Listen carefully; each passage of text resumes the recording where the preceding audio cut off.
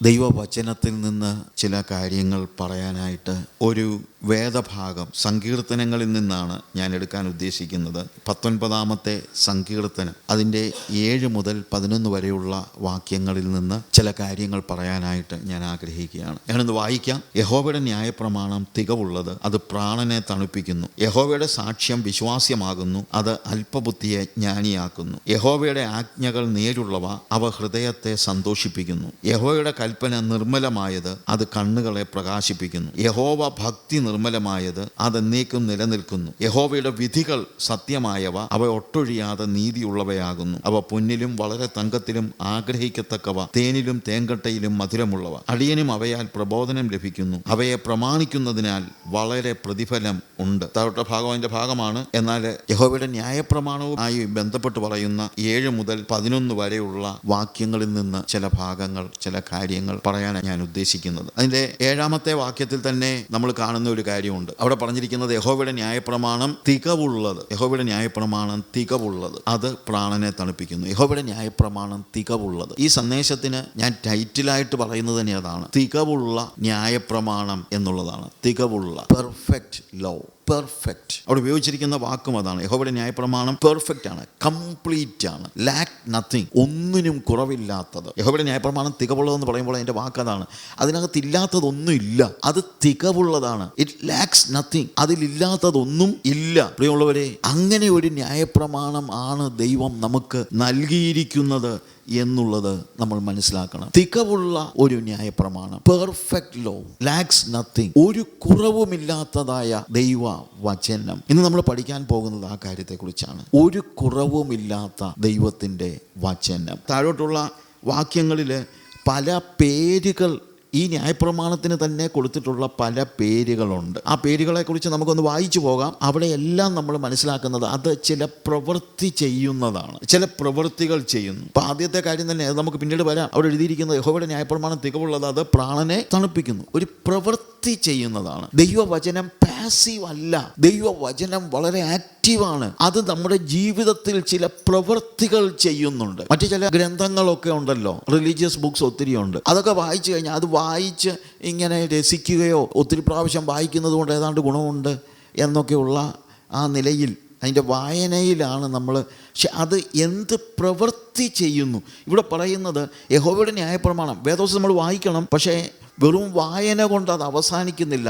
അത് ചില പ്രവൃത്തി നമ്മളിൽ ചെയ്യുന്നു എന്നുള്ളതാണ് നമുക്ക് മനസ്സിലാക്കാൻ കഴിയുന്നത്. യഹോവയുടെ ന്യായപ്രമാണം ഒന്നാമത് ഉപയോഗിച്ചിരിക്കുന്ന അവിടെ 6 വാക്യങ്ങൾ, അടുത്തുള്ള വാക്കുകൾ വായിക്കുമ്പോൾ അവിടെ പറഞ്ഞു, അത് നമ്മളൊന്ന് പെട്ടെന്നൊന്ന് ഓടിച്ച് നോക്കാം. നമുക്ക് സമയമനുസരിച്ച് അതിനെക്കുറിച്ച് പഠിക്കാം. ഒന്നാമത് പറയുന്നത് ന്യായപ്രമാണം എന്നുള്ള വാക്കാണ്. യഹോവയുടെ ന്യായപ്രമാണം, the law of the Lord. യഹോവയുടെ ന്യായപ്രമാണം. അടുത്ത രണ്ടാമത്തെ കാര്യമായിട്ട് അവിടെ പറയുന്നത് യഹോവയുടെ സാക്ഷ്യം വിശ്വാസ്യമാകുന്നു. സാക്ഷ്യം, the testimony of the Lord. നമുക്ക് പിന്നീട് അത് പഠിക്കാം. മൂന്നാമത് പറയുന്നത് യഹോവയുടെ ആജ്ഞകൾ നേരുള്ളത്. അപ്പോൾ യഹോവയുടെ ന്യായപ്രമാണം തികവുള്ളത്, അത് പ്രാണനെ തണുപ്പിക്കുന്നു. യഹോവയുടെ സാക്ഷ്യം വിശ്വാസ്യമാക്കുന്നു, അത് അല്പബുദ്ധിയെ ജ്ഞാനിയാക്കുന്നു. യഹോവയുടെ ആജ്ഞകൾ നേരുള്ളവ. അവിടെ ആജ്ഞ, the statutes or commandments, statutes of the Lord, statutes of the law. അത് യഹോവയുടെ ആജ്ഞകൾ നേരുള്ളവ, അവ ഹൃദയത്തെ സന്തോഷിപ്പിക്കുന്നു. യഹോവയുടെ കൽപ്പന, കമാൻഡ്മെന്റ് ഓഫ് ദ ലോർഡ്. എന്നിട്ട് അതിനോട് ചേർന്ന് പറയുന്ന ഒരു കാര്യമുണ്ട്, അത് കണ്ണുകളെ പ്രകാശിപ്പിക്കുന്നു. യഹോവ ഭക്തി നിർമ്മലമായത്. അത് വചനവുമായിട്ട് ബന്ധപ്പെടുത്തി തന്നെയാണ്. വായിച്ചു നോക്കുമ്പോൾ നമുക്കത് മനസ്സിലാക്കാൻ പറ്റും. അതും ഒരു പ്രവൃത്തി ചെയ്യുന്നുണ്ട്. യഹോവ ഭക്തി നിർമ്മലമായത്, അത് എന്നേക്കും നിലനിൽക്കുന്നു. അതായത് ഭക്തിയുള്ള ആ ഭക്തിയിലേക്ക് നമ്മൾ പ്രവേശിച്ചു കഴിഞ്ഞാൽ അത് ഇടയ്ക്കിടയ്ക്ക് വരുന്നതല്ല. അതായത് പല മതങ്ങളിലും ഭക്തി അവരുടെ ആരാധനാലയങ്ങളിലേക്കൊക്കെ വരുമ്പോഴാണ് ഭക്തി ഉണ്ടാകുന്നത്. പക്ഷെ ഇതങ്ങനെയല്ല, അത് നിലനിൽക്കുന്നതാണ്, അത് തുടർമാനമായി നിലനിൽക്കുന്നത് എന്ന അർത്ഥത്തിൽ വേണം നമ്മൾ മനസ്സിലാക്കാൻ. അതുപോലെ യഹോവയുടെ വിധികൾ സത്യമായവ, ജഡ്ജ്മെൻറ്റ്സ് ഓഫ് ദ ലോർഡ്. അപ്പോൾ law of the Lord, testimony of the Lord, statutes of the Lord, commandment of the Lord, fear of the Lord, judgement of the Lord. ഇത് ഓരോന്നും നമ്മളൊന്ന് ചെറുകെ ഒന്ന് പഠിക്കാനാണ് ഇന്ന് ഉദ്ദേശിക്കുന്നത്. ഓരോന്നും അതിൻ്റെ രീതിയിൽ അതെന്ത് ചെയ്യുന്നു എന്നുള്ളത് പഠിക്കാനാണ് നമ്മൾ ഉദ്ദേശിക്കുന്നത്. ഒന്നാമത് പറയുന്നത് യഹോവയുടെ ന്യായപ്രമാണം, the law of the Lord, that is perfect. അത് തികവുള്ളത്. അതുകൊണ്ടാണ് നമ്മൾ ഈ ടൈറ്റിൽ തന്നെ അങ്ങനെ ഉദ്ദേശിച്ചിരിക്കുന്നത്. എന്ത്? തികവുള്ള ന്യായപ്രമാണം. ഇതിൻ്റെ എല്ലാം ഒരുമിച്ച് കൂട്ടിയാൽ അതാ അതിൻ്റെ അർത്ഥം, തികവുള്ളതായ ന്യായപ്രമാണം. പെർഫെക്റ്റ് ആണ്, ലാക്സ് നത്തിങ്, കംപ്ലീറ്റ്. യഹോവയുടെ ന്യായപ്രമാണം കംപ്ലീറ്റ് ആണ്, അത് തികവുള്ളതാണ്, പെർഫെക്റ്റ് ആണ്, നമ്മളെ പെർഫെക്ഷനിലേക്ക് നയിക്കുന്നതാണ്. പെർഫെക്റ്റ് വചനം തികവുള്ളതാണ്. എന്തുകൊണ്ടാണ് ഇത് തികവുള്ളതായത് എന്ന് ചോദിച്ചാൽ, ഈ വചനം തികവുള്ളവനായ ദൈവത്തിൻ്റെതായതുകൊണ്ടാണ് ഇത് തികവുള്ളത്. മതഗ്രന്ഥങ്ങളൊക്കെ മനുഷ്യനുണ്ടാക്കിയ മതഗ്രന്ഥങ്ങൾ നമുക്ക് ധാരാളമുണ്ട്. അത് പെർഫെക്റ്റ് എന്ന് നമുക്ക് പറയാൻ പറ്റില്ല, കാര്യം അത് മാനുഷികമാണ്. പക്ഷേ ഈ ദൈവത്തിൻ്റെ വചനം, ദ ലോ ഓഫ് ഗാഡ്, ദൈവത്തിൻ്റെ ന്യായപ്രമാണം, lakhs nothing, it is complete, perfect ആണ്. തൗമീം എന്ന് പറയുന്നൊരു വാക്കാണ് അവിടെ ഉപയോഗിച്ചിരിക്കുന്നത്. ഈ വചനം തികവുള്ളവനായ ദൈവത്തിൻ്റെതാണ്. തികവുള്ളവനായ ദൈവത്തിൻ്റെ വചനമായതുകൊണ്ടാണ് ഈ വചനവും തികവുള്ളതായിത്തീരുന്നത്. ദൈവവചനത്തെക്കുറിച്ച് നമ്മൾ പഠിക്കാൻ പോയി കഴിഞ്ഞാൽ അത് തന്നെ ഒത്തിരി കാര്യങ്ങൾ നമുക്ക് പഠിക്കാനുണ്ട്. ഞാൻ 1-2 വാക്യങ്ങൾ ഒന്ന് വായിക്കാം. ഈ വചനവുമായി ബന്ധപ്പെടുത്തി പുതിയ നിയമത്തിൽ പറഞ്ഞിരിക്കുന്നതായ ചില വാക്യങ്ങൾ ഒന്ന് വായിച്ചാൽ നമുക്ക് ശരിക്കും അത് ഗ്രഹിക്കാനായിട്ട് നമുക്ക് കഴിയും. 2 തീമോഥെയോസിൻ്റെ ലേഖനം അതിൻ്റെ 3-ാമത്തെ അധ്യായം അതിൻ്റെ 16-ഉം 17-ഉം വാക്യങ്ങൾ വായിക്കുമ്പോൾ അവിടെ കർത്താവിൻ്റെ വചനത്തെക്കുറിച്ച് പറയുന്നത് എല്ലാ തിരുവെഴുത്തും, എവറി സ്ക്രിപ്ചർ, അവിടെ പറഞ്ഞിരിക്കുന്ന മറ്റൊരു വാക്ക് സ്ക്രിപ്ചർ, എല്ലാ തിരുവെഴുത്തും. കാരണം ദൈവത്തിൻ്റെ വചനം എഴുത്തുകളായി നമുക്ക് ലഭിച്ചിട്ടുണ്ട്. ദൈവം സംസാരിച്ചിട്ടുണ്ട്. മോശയോട് ദൈവം സംസാരിച്ചു, അബ്രഹാമിനോട് ദൈവം സംസാരിച്ചു, പ്രവാചകന്മാരോട് ദൈവം സംസാരിച്ചു. എന്നാൽ ഇന്ന് നമുക്ക് അത് തിരുവെഴുത്തുകളായിട്ട് നമുക്ക് ലഭിച്ചിട്ടുണ്ട്. പക്ഷേ ആ തിരുവെഴുത്തുകളായി ലഭിക്കുന്നത് ആ ദൈവത്തിൻ്റെ വാക്കുകൾ തന്നെയാണ് നമുക്ക് ലഭിച്ചിരിക്കുന്നത് എന്നുള്ളതാണ് പ്രത്യേകത. അതുകൊണ്ടാണ് അത് തികവുള്ളതാകുന്നത്. ഈ തിരുവെഴുത്തിൻ്റെ കാര്യത്തിൽ പറയുന്ന വാക്യം, ആ വാക്യം ഇങ്ങനെയാണ് 16-ാം വാക്യത്തിൽ, എല്ലാ തിരുവെഴുത്തും ദൈവശ്വാസീയമാകയാൽ ദൈവത്തിൻ്റെ മനുഷ്യൻ സകല സൽപ്രവൃത്തികൾക്കും വക പ്രാപിച്ച് തികഞ്ഞവനാകേണ്ടതിന് ഉപദേശത്തിനും ശാസനത്തിനും ഗുണീകരണത്തിനും നീതിയിലെ അഭ്യാസത്തിനും പ്രയോജനമുള്ളത് ആകുന്നു. തിരുവെഴുത്തുകളെ കുറിച്ച് പറയുകയാണ്. അത് എല്ലാം ദൈവശ്വാസീയമാണ്. It is God breath. ദൈവത്തിൻ്റെ ശ്വാസം അതിലുണ്ട്. It is inspired by God. ദൈവത്തിൻ്റെ ശ്വാസം അവിടെ പറഞ്ഞിരിക്കുന്നത്. എഴുതിയത് മനുഷ്യനാണ്. നമ്മുടെ ലാംഗ്വേജിലാണ് നമുക്കിത് കിട്ടിയിരിക്കുന്നത്. നമ്മുടെ ലാംഗ്വേജിൽ നമ്മളിത് കിട്ടി എന്ന് പറയുമ്പോഴും ബേസിക്കലി ഇത് എഴുതിയ വ്യക്തികളെ നിയന്ത്രിച്ചത് ദൈവമാണ്. മത്തായി എഴുതിയ പോലെ അല്ല മർക്കോസ് എഴുതിയിരിക്കുന്നത്, മർക്കോസ് എഴുതിയതുപോലെ അല്ല യോഹന്നാൻ എഴുതിയിരിക്കുന്നത്. ഒക്കെ ശരിയാണ്, അവരുടെ വാക്കുകൾക്കൊക്കെ വ്യത്യാസമുണ്ട്. പക്ഷേ വാക്കുകൾ ഒന്നായിട്ട്, അതായത് സാധാരണ പറയും ബൈബിളിൻ്റെ ഒരു പ്രത്യേകത, അതൊരു ടൈപ്പ് റൈറ്റർ തിയോളജി എന്ന് സാധാരണ പറയാറുണ്ട്. പണ്ടൊക്കെ ഞങ്ങൾ പഠിച്ച കാലഘട്ടത്തിൽ പറയുന്ന കാര്യമാണ് ടൈപ്പ് റൈറ്റർ തിയോളജി. എന്നാന്ന് ചോദിച്ചു കഴിഞ്ഞാൽ, നമ്മളിപ്പോൾ ടൈപ്പ് ചെയ്യാമെന്ന് വെച്ച് കഴിഞ്ഞാൽ എന്ന് ഇവിടെ അടിച്ചു കഴിഞ്ഞാൽ വന്ന് പതിക്കുന്നത് തന്നെ ആയിരിക്കും. ഇത് അടിക്കുന്ന എനിക്ക് പ്രത്യേകിച്ചൊന്നും ചെയ്യാൻ പറ്റത്തില്ല, കാരണം ഇതിനകത്തുള്ള അതേ ലെറ്റർ തന്നെയാണ് കടലാസിൽ വന്ന് വീഴുന്നത്. പക്ഷേ അങ്ങനെ ഒരു ടൈപ്പ് റൈറ്റർ തിയോളജി അല്ല നമ്മുടെ ബിബ്ലിക്കൽ റൈറ്റിങ്ങിനുള്ളത്. അത് എഴുതിയ ആളുകളെ ദൈവം ഇൻസ്പയർ ചെയ്തു. എഴുതിയവരുടെ വാക്കുകൾ അവർ പഠിച്ച വാക്കുകളാണ്. അതുകൊണ്ട് പൗലോസിൻ്റെ ലേഖനം പോലെ ആയിരിക്കത്തില്ല ചിലപ്പോൾ പത്രോസിൻ്റെ ലേഖനം. പക്ഷേ രണ്ടുപേരെയും ഇൻസ്പയർ ചെയ്തത് ഒരേ വ്യക്തിയാണ്. Hallelujah. It is inspired by God. മനുഷ്യനാണ് എഴുതിയത്, ഭാഷ മനുഷ്യൻ്റേതാണ്, പക്ഷേ ദൈവമാണ് അതിന് ശ്വാസം നൽകിയത്. Inspired by God. നമ്മൾ ആ വേദഭാഗം വായിക്കുമ്പോൾ നമുക്ക് മനസ്സിലാക്കാം, എല്ലാ തിരുവെഴുത്തും ദൈവശ്വാസീയമാകയാൽ, every word is or every writings it is God breaths. ദൈവശ്വാസീയമാകയാൽ, അങ്ങനെ ദൈവശ്വാസീയമായി ഈ വചനം നമുക്ക് നൽകിയിരിക്കുന്നത്. എന്നാൽ ഒരു ബുക്ക് അങ്ങ് എഴുതിയേക്കാമെന്നുള്ള നിലയിലല്ല, അതൊരു ലക്ഷ്യത്തോടെയാണ്. God has a purpose for everything. ദൈവവചനത്തെക്കുറിച്ചും ദൈവത്തിനൊരു പർപ്പസ് ഉണ്ട്. അത് ഓരോ വ്യക്തിയിലും ദൈവവചനം എങ്ങനെ പ്രവർത്തിക്കണം എന്നൊരു പർപ്പസ് ഉണ്ട്. ആ പർപ്പസ് നമ്മൾ മനസ്സിലാക്കണം. ഇവിടെ പൗലോസ് പറയുകയാണ്, ദൈവവചനം നമുക്ക് ലഭിച്ചതിന് ഒരു പർപ്പസ് ഉണ്ട്. It is God breathes. അത് മനുഷ്യൻ്റെ വചനമല്ല, ദൈവശ്വാസീയമാണ്. അതുകൊണ്ട് ദൈവത്തിൻ്റെ മനുഷ്യൻ സകല സൽപ്രവർത്തികൾക്കും വക പ്രാപിച്ച് തികഞ്ഞവനാകേണ്ടതിന്. അപ്പൊ ദൈവത്തിന്റെ മനുഷ്യൻ, ലോകത്തിലുള്ള എല്ലാവരെയും തികഞ്ഞവരാക്കാൻ ദൈവത്തിന്റെ വചനത്തിന് പറ്റത്തില്ല. ദൈവത്തിന്റെ മക്കളെ മാത്രമേ തികഞ്ഞവരാക്കുവാൻ, അതായത് ഈ വചനം ക്രിയ ചെയ്യുന്നത് ആരിലാണ് എന്ന് ചോദിച്ചാൽ ദൈവമക്കളിലാണ്, ദൈവത്തിന്റെ മനുഷ്യരിലാണ്. അല്ലാത്തവരിൽ ഇത് ആ രീതിയിൽ ക്രിയ ചെയ്യുന്നില്ല. ഇതിനകത്തുനിന്ന് ഹിസ്റ്ററി, കാര്യം ദൈവവചനത്തിൽ ഹിസ്റ്ററി ഉണ്ട്, അതുകൊണ്ട് ഹിസ്റ്ററി മനസ്സിലാക്കാൻ വേണമെങ്കിൽ ഇത് വായിക്കാം. പക്ഷേ ഹിസ്റ്ററി മനസ്സിലാക്കാൻ വേണ്ടി ഇത് വായിച്ചാൽ അവൻ തികഞ്ഞവനാവുകയില്ല, അവൻ്റെ ജീവിതത്തെ അത് സ്വാധീനിക്കുകയില്ല. ജീവിതത്തെ സ്വാധീനിക്കണമെങ്കിൽ നമ്മൾ ഈ ദൈവത്തിൻ്റെ, അതായത് ഇത് ദൈവശ്വാസീയമായ വചനമാണ്, നമ്മൾ ആ ദൈവത്താൽ ഇൻസ്പയർഡ് ആകുമ്പോഴാണ്, inspired word of God inspired ഹ്യൂമനിലാണ് വർക്ക് ചെയ്യുന്നത്. ദൈവശ്വാസീയരായ മനുഷ്യരിലാണ് ദൈവശ്വാസീയമായ വചനം രൂപാന്തരം വരുത്തുന്നത്. അത് നമ്മൾ മനസ്സിലാക്കണം. അവിടെ ദൈവവചനം നമുക്ക് നൽകിയത് എന്തിനാണെന്ന് ചോദിച്ചാൽ ദൈവത്തിൻ്റെ മനുഷ്യൻ സകല സൽപ്രവൃത്തികൾക്കും വക പ്രാപിച്ച് തികഞ്ഞവൻ ആകേണ്ടതിന്. ദൈവത്തിൻ്റെ മനുഷ്യൻ, ആ റിലേഷൻ നമുക്കുണ്ടാകണം. We need to become people of God, children of God. ദൈവത്തിൻ്റെ മകനാകണം, ദൈവത്തിൻ്റെ മനുഷ്യനാകണം. അപ്പോഴാണ് ദൈവശ്വാസീയമായ വചനം നമ്മളിൽ ക്രിയ ചെയ്യുന്നത്. നമ്മളിൽ ക്രിയ ചെയ്യുന്നത് എന്തിനാണെന്ന് ചോദിച്ചാൽ നമ്മളെ തികഞ്ഞവരാക്കുവാൻ വേണ്ടിയാണ്. അവിടെ എഴുതിയിരിക്കുന്നതാണ്, ദൈവത്തിൻ്റെ മനുഷ്യൻ സകല സൽപ്രവൃത്തിക്കും വക പ്രാപിച്ച് തികഞ്ഞവർ ആകേണ്ടതിന്. അത് ആ ദൈവവചനമായിട്ടുള്ള ഒരു ഇൻ്ററാക്ഷൻ നമുക്കുണ്ടാകണം. അത് നമ്മൾ കേൾക്കണം, അത് നമ്മൾ പഠിക്കണം, അത് നമ്മൾ ഉൾക്കൊള്ളണം. അപ്പോഴാണ് നമ്മൾ തികഞ്ഞവരാകുന്നത്. അല്ലാതെ ഈ വചനം കൊണ്ട് നടന്നത് കൊണ്ട് മാത്രം, ഇത് കയ്യിലിടുന്നത് കൊണ്ട് മാത്രം കാര്യമില്ല. ഈ വചനം നമ്മിലേക്ക് പ്രവേശിക്കണം, നമ്മുടെ ഉള്ളിലേക്ക് പ്രവേശിക്കണം. അതിന് ഏതൊക്കെ രീതിയിലാണ്? ഉപദേശത്തിനും ശാസനത്തിനും ഗുണീകരണത്തിനും നീതിയിലെ അഭ്യാസത്തിനും പ്രയോജനമുള്ളതാണിത്. ഈ വചനത്തിൽ ഉപദേശമുണ്ട്. There is teaching in the Bible. അത് മറ്റൊരാൾ പഠിപ്പിക്കുകയാകാം. നമ്മൾ വായിച്ചാൽ, നമ്മൾ ശരിയായ നിലയിൽ ഒരു ദൈവത്തിൻ്റെ മനുഷ്യൻ ദൈവത്തിൻ്റെ വചനം വായിച്ചാൽ ആ വചനം തന്നെ അവനെ ഉപദേശിക്കും. There is teaching, there is reproof.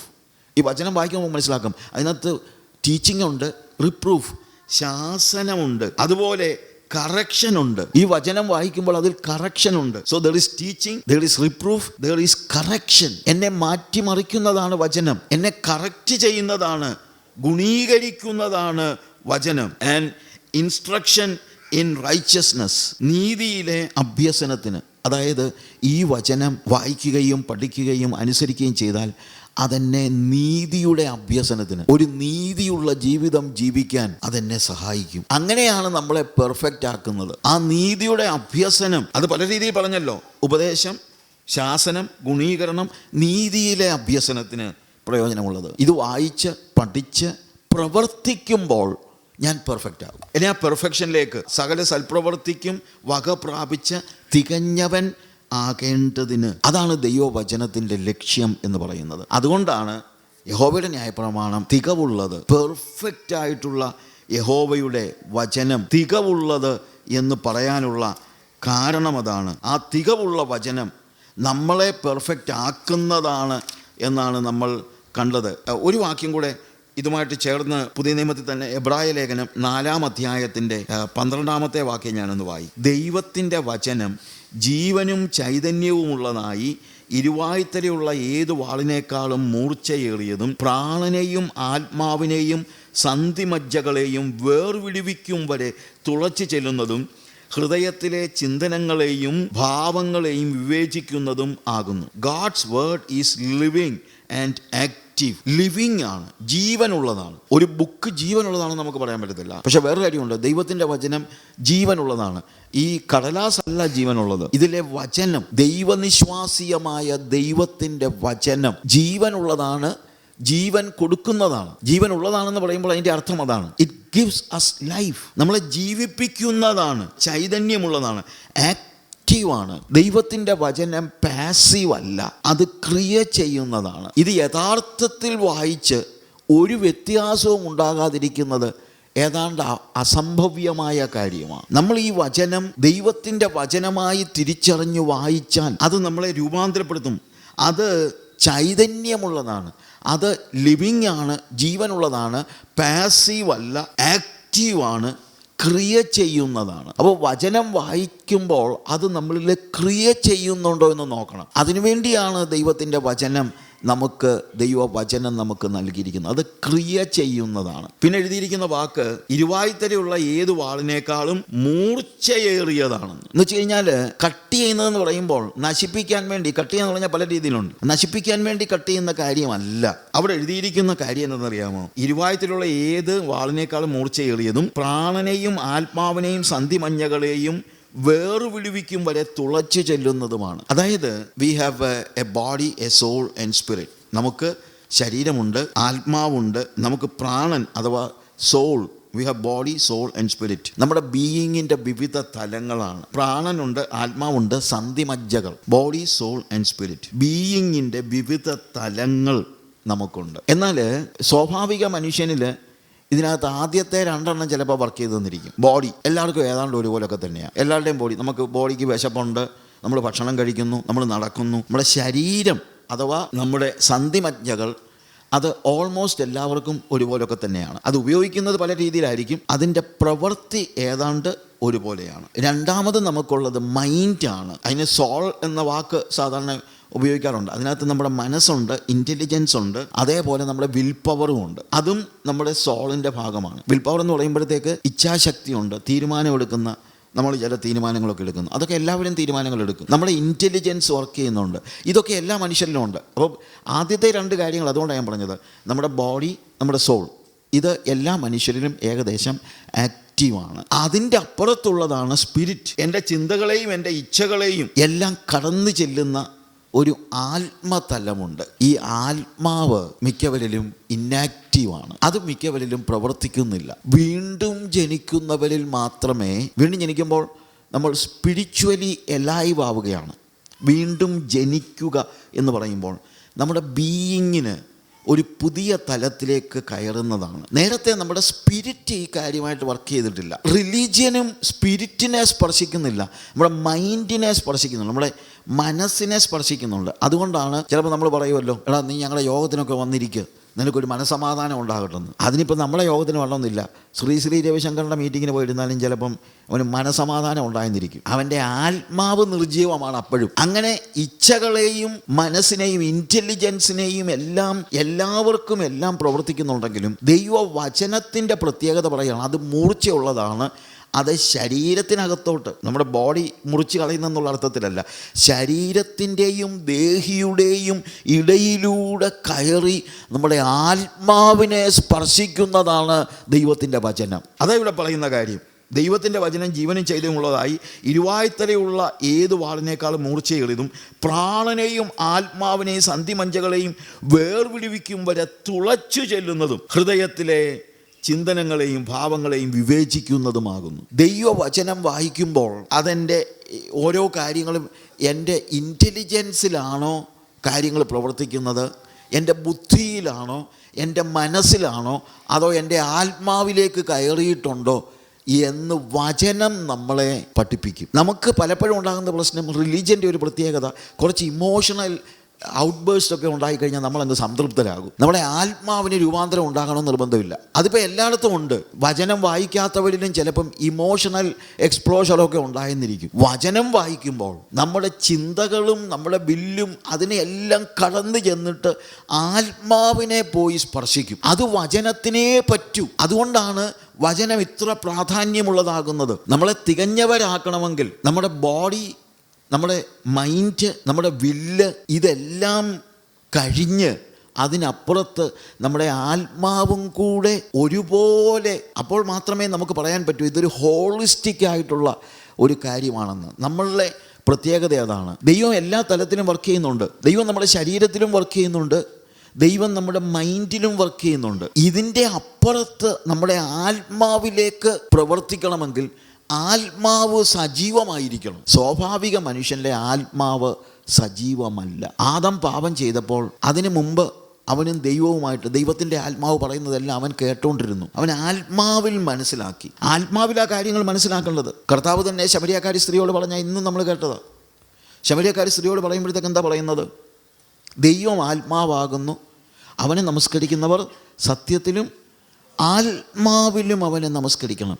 നമ്മുടെ സ്പിരിറ്റ് ലൈവ് ആകണം. നമ്മുടെ ആത്മാവ് സജീവമാകണം. നമ്മുടെ ആത്മാവിനെ സജീവമാക്കുന്നതാണ് ദൈവത്തിൻ്റെ വചനം. ശരിയായ നിലയിൽ ദൈവത്തിൻ്റെ വചനം ഒരു ആത്മീയൻ മനസ്സിലാക്കുമ്പോൾ അവൻ്റെ ആത്മാവ് തന്നെ രൂപാന്തരപ്പെടുകയാണ്. അതവൻ്റെ മനസ്സിനെയും അവൻ്റെ ബുദ്ധിയെയും ഒക്കെ സ്പർശിക്കും. പക്ഷെ അതിനപ്പുറത്ത് ആത്മാവിൽ അവൻ ദൈവത്തെ അറിയും. ആത്മാവിൽ അവൻ ദൈവത്തെ ആരാധിക്കും. തന്നെ നമസ്കരിക്കുന്നവർ ഇങ്ങനെയുള്ളവനാകണമെന്ന് ദൈവം ഇച്ഛിക്കുന്നെന്നാണ് കർത്താവ് പറഞ്ഞത്. അതായത് നമ്മുടെ ആരാധനയും ഇൻ്റലക്ച്വലായിട്ടുള്ള ആരാധനയല്ല, ഇമോഷണലായിട്ടുള്ള ആരാധനയല്ല, മാത്രമല്ല ഇതെല്ലാം ഉണ്ട് കേട്ടോ. ഇമോഷൻസ് ഒന്നും ഇല്ലാത്തതൊന്നുമല്ല. നമുക്കെല്ലാം ഇമോഷൻസ് ഉണ്ട്, നമുക്കെല്ലാം ഇച്ഛകളുണ്ട്, നമുക്കെല്ലാം ഇതെല്ലാം ഉണ്ട്. പക്ഷേ അതിനപ്പുറത്ത് നമ്മുടെ ആത്മാവ് സജീവമാകണമെങ്കിൽ വചനം പ്രവർത്തിക്കണം. വചനം എന്തു ചെയ്യും? ബുദ്ധിയുടെയും ജ്ഞാനത്തിൻ്റെയും ഇമോഷൻസിൻ്റെയും അപ്പുറത്തേക്ക് കയറി നമ്മുടെ ആത്മാവിനെ അത് രൂപാന്തരപ്പെടുത്താൻ തുടങ്ങും. അങ്ങനെ ഒരു അനുഭവം നമുക്കുണ്ടാകണം. എൻ്റെ ചിന്തകൾ അല്ലെങ്കിൽ എൻ്റെ ഇച്ഛകൾ അത് ആത്മാവിന് യോജിക്കുന്നതാണോ, അതിനെ തുളച്ച് ചെല്ലുന്നതെന്നാണ് പറഞ്ഞത്. അതിനെ ഡിസേൺ ചെയ്യുന്നതാണ്. അതൊരാവശ്യമുള്ള ഒരു കാര്യമാണ്. എല്ലാ തലവും ഞാൻ പറഞ്ഞല്ലോ, ഇമോഷൻസ് വേണ്ടെന്നൊന്നുമല്ല ഞാൻ പറയുന്നത്. വചനം എല്ലാ തലത്തിലും വേണം. വചനം വായിക്കണം. എൻ്റെ ഡേ ടു ഡേ ലൈഫിൽ ദൈവവചനം ഞാൻ പഠിക്കണം. വചനം എൻ്റെ മനസ്സിൻ്റെ തുടിപ്പാകണം. എന്നാൽ വചനം എൻ്റെ ആത്മാവിൽ ഇറങ്ങിച്ചെല്ലണം. എൻ്റെ ഇൻ്റലിജൻസ് വചനം വായിക്കുമ്പം തീർച്ചയായും ബുദ്ധിപരമായി നമുക്ക് ഒത്തിരി കാര്യങ്ങൾ മനസ്സിലാകണം.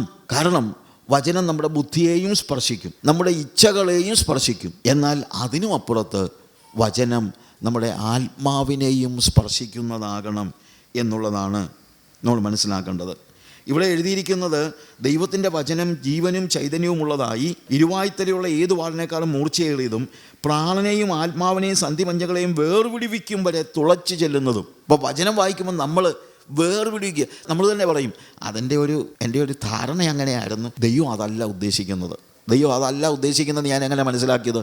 ആത്മാവിലാണ്. ഇൻ്റലക്ച്വൽ അണ്ടർസ്റ്റാൻഡിങ് അല്ല അത്. അതിനപ്പുറത്ത് വചനം എല്ലാ മണ്ഡലങ്ങളിലും വർക്ക് ചെയ്യണം. എൻ്റെ മനസ്സിൽ വർക്ക് ചെയ്യണം, എൻ്റെ ബുദ്ധിയിൽ, എൻ്റെ ഇമോഷൻസിൽ, എല്ലായിടത്തും നമ്മൾ ഒരുപോലെ വർക്ക് അപ്പോഴാണ് പെർഫെക്റ്റ് ആകുന്നത്. ഇനി സങ്കീർത്തനത്തിൻ്റെ 19-ാം അധ്യായത്തിൽ നമ്മൾ വായിച്ച 7-ാം വാക്യത്തിൽ വായിച്ചത് എന്താണ്? യഹോവയുടെ ന്യായപ്രമാണം തികവുള്ളത്. It is perfect. അത് പെർഫെക്റ്റ് ആകണമെങ്കിൽ നമ്മുടെ എല്ലാ മണ്ഡലങ്ങളിലും അത് പ്രവർത്തിക്കുമ്പോഴാണ് അത് പെർഫെക്റ്റ് ആകുന്നത്. Let's come back. സങ്കീർത്തനം 19:7 യഹോവയുടെ ന്യായപ്രമാണം തികവുള്ളത്, അത് പ്രാണനെ തണുപ്പിക്കുന്നു. കേൾക്കുമ്പോൾ നമുക്ക് പെട്ടെന്ന് അത് നമുക്കൊരാശ്വാസം നൽകുന്നത് എന്ന ഒരു നിലയിൽ മലയാളത്തിൽ നമ്മൾ വായിക്കുമ്പോൾ നമുക്ക് പെട്ടെന്ന് മനസ്സിലാകുന്ന ഒരു കാര്യം അതാണ്. ദൈവവചനം വായിച്ചാൽ നമുക്ക് വളരെ ആശ്വാസം ഉണ്ടാകും കേട്ടോ. പ്രാണനൊരു തണുപ്പ് അങ്ങനെ പറയുമല്ലോ സാധാരണ രീതിയിൽ. പക്ഷേ ആ പ്രാണനെ തണുപ്പിക്കുന്നു എന്നുള്ള വാക്ക് വളരെ ഡിഫറൻ്റായിട്ടുള്ള ഒരു വാക്ക് അവിടെ ഉപയോഗിച്ചിരിക്കുന്നത്. യഹോവയുടെ ന്യായപ്രമാണം തികവുള്ളത്, അത് പ്രാണനെ തണുപ്പിക്കുന്നു. അവിടെ തണുപ്പിക്കുന്നു എന്നുള്ള വാക്ക് ഉപയോഗിച്ചിരിക്കുന്നത് റെസ്റ്റോഴ്സ് മൈ സോൾ. എൻ്റെ പ്രാണനെ അഥവാ എൻ്റെ ആത്മാവിനെ അത് റെസ്റ്റോർ ചെയ്യുന്നെന്നാണ്. അതായത് വഴി തെറ്റിപ്പോയ ഒന്നിനെ തിരികെ കൊണ്ടുവരുന്നതാണ് റെസ്റ്റോറേഷൻ എന്ന് പറയുന്നത്. ശരിക്കും എന്നെ അത്ഭുതപ്പെടുത്തിയൊരു കാര്യമുണ്ട്. ഇവിടെ ഉപയോഗിച്ചിരിക്കുന്ന വാക്ക് മാനസാന്തരത്തിന് പുതിയ നിയമത്തിൽ ഉപയോഗിച്ചിരിക്കുന്ന വാക്കുണ്ടല്ലോ, മാനസാന്തരപ്പെടുക. ഷൂബ് എന്നുള്ള പറഞ്ഞൊരു വാക്കാണ്. ഷൂബ് എന്ന് പറയുമ്പോൾ നിങ്ങൾ പൊയ്ക്കൊണ്ടിരിക്കുന്ന വഴിയിൽ നിന്ന് തിരികെ നേരെ ഓപ്പോസിറ്റ് വഴിയിലേക്ക് നടത്തുന്നു എന്ന് പറയുന്നതാണ് ഷൂബ് എന്ന് പറയുന്ന വാക്ക്. അത് പ്രാണനെ തിരിക്കുന്നു, ടേൺസ് ബാക്ക്. റിപ്പൻറ്റൻസിന് ഉപയോഗിച്ചിരിക്കുന്ന വാക്കാണ്. പോകുന്ന വഴിയുടെ നേരെ വിപരീത ദിശയിലേക്ക് തിരിക്കുന്നു. റിപ്പൻറ്റ് ചെയ്യാന്ന് പറഞ്ഞു കഴിഞ്ഞാൽ ശരിക്കും യോഹന്നാൻ സ്നാപകൻ വന്നിട്ട് പറഞ്ഞു, repent for the kingdom of God is at hand. ദൈവരാജ്യം സമീപിച്ചിരിക്കാൻ മാനസാന്തരപ്പെടുവിൻ. യേശുവും പറഞ്ഞത് എന്താണ്? ദൈവരാജ്യം സമീപിച്ചിരിക്കാൻ മാനസാന്തരപ്പെടുവിൻ എന്ന് വെച്ചാൽ അതിൻ്റെ അർത്ഥം എന്താ? നീ ഇപ്പോൾ പോകുന്ന വഴി പാപത്തിലേക്കുള്ള വഴിയാണ്. പാപത്തിലാണ് നീ സഞ്ചരിക്കുന്നത്, നരകത്തിലേക്കുള്ള വഴിയിലാണ് നീ പോകുന്നത്. Turn, God's kingdom is in the back. ദൈവത്തിൻ്റെ രാജ്യം പുറകില.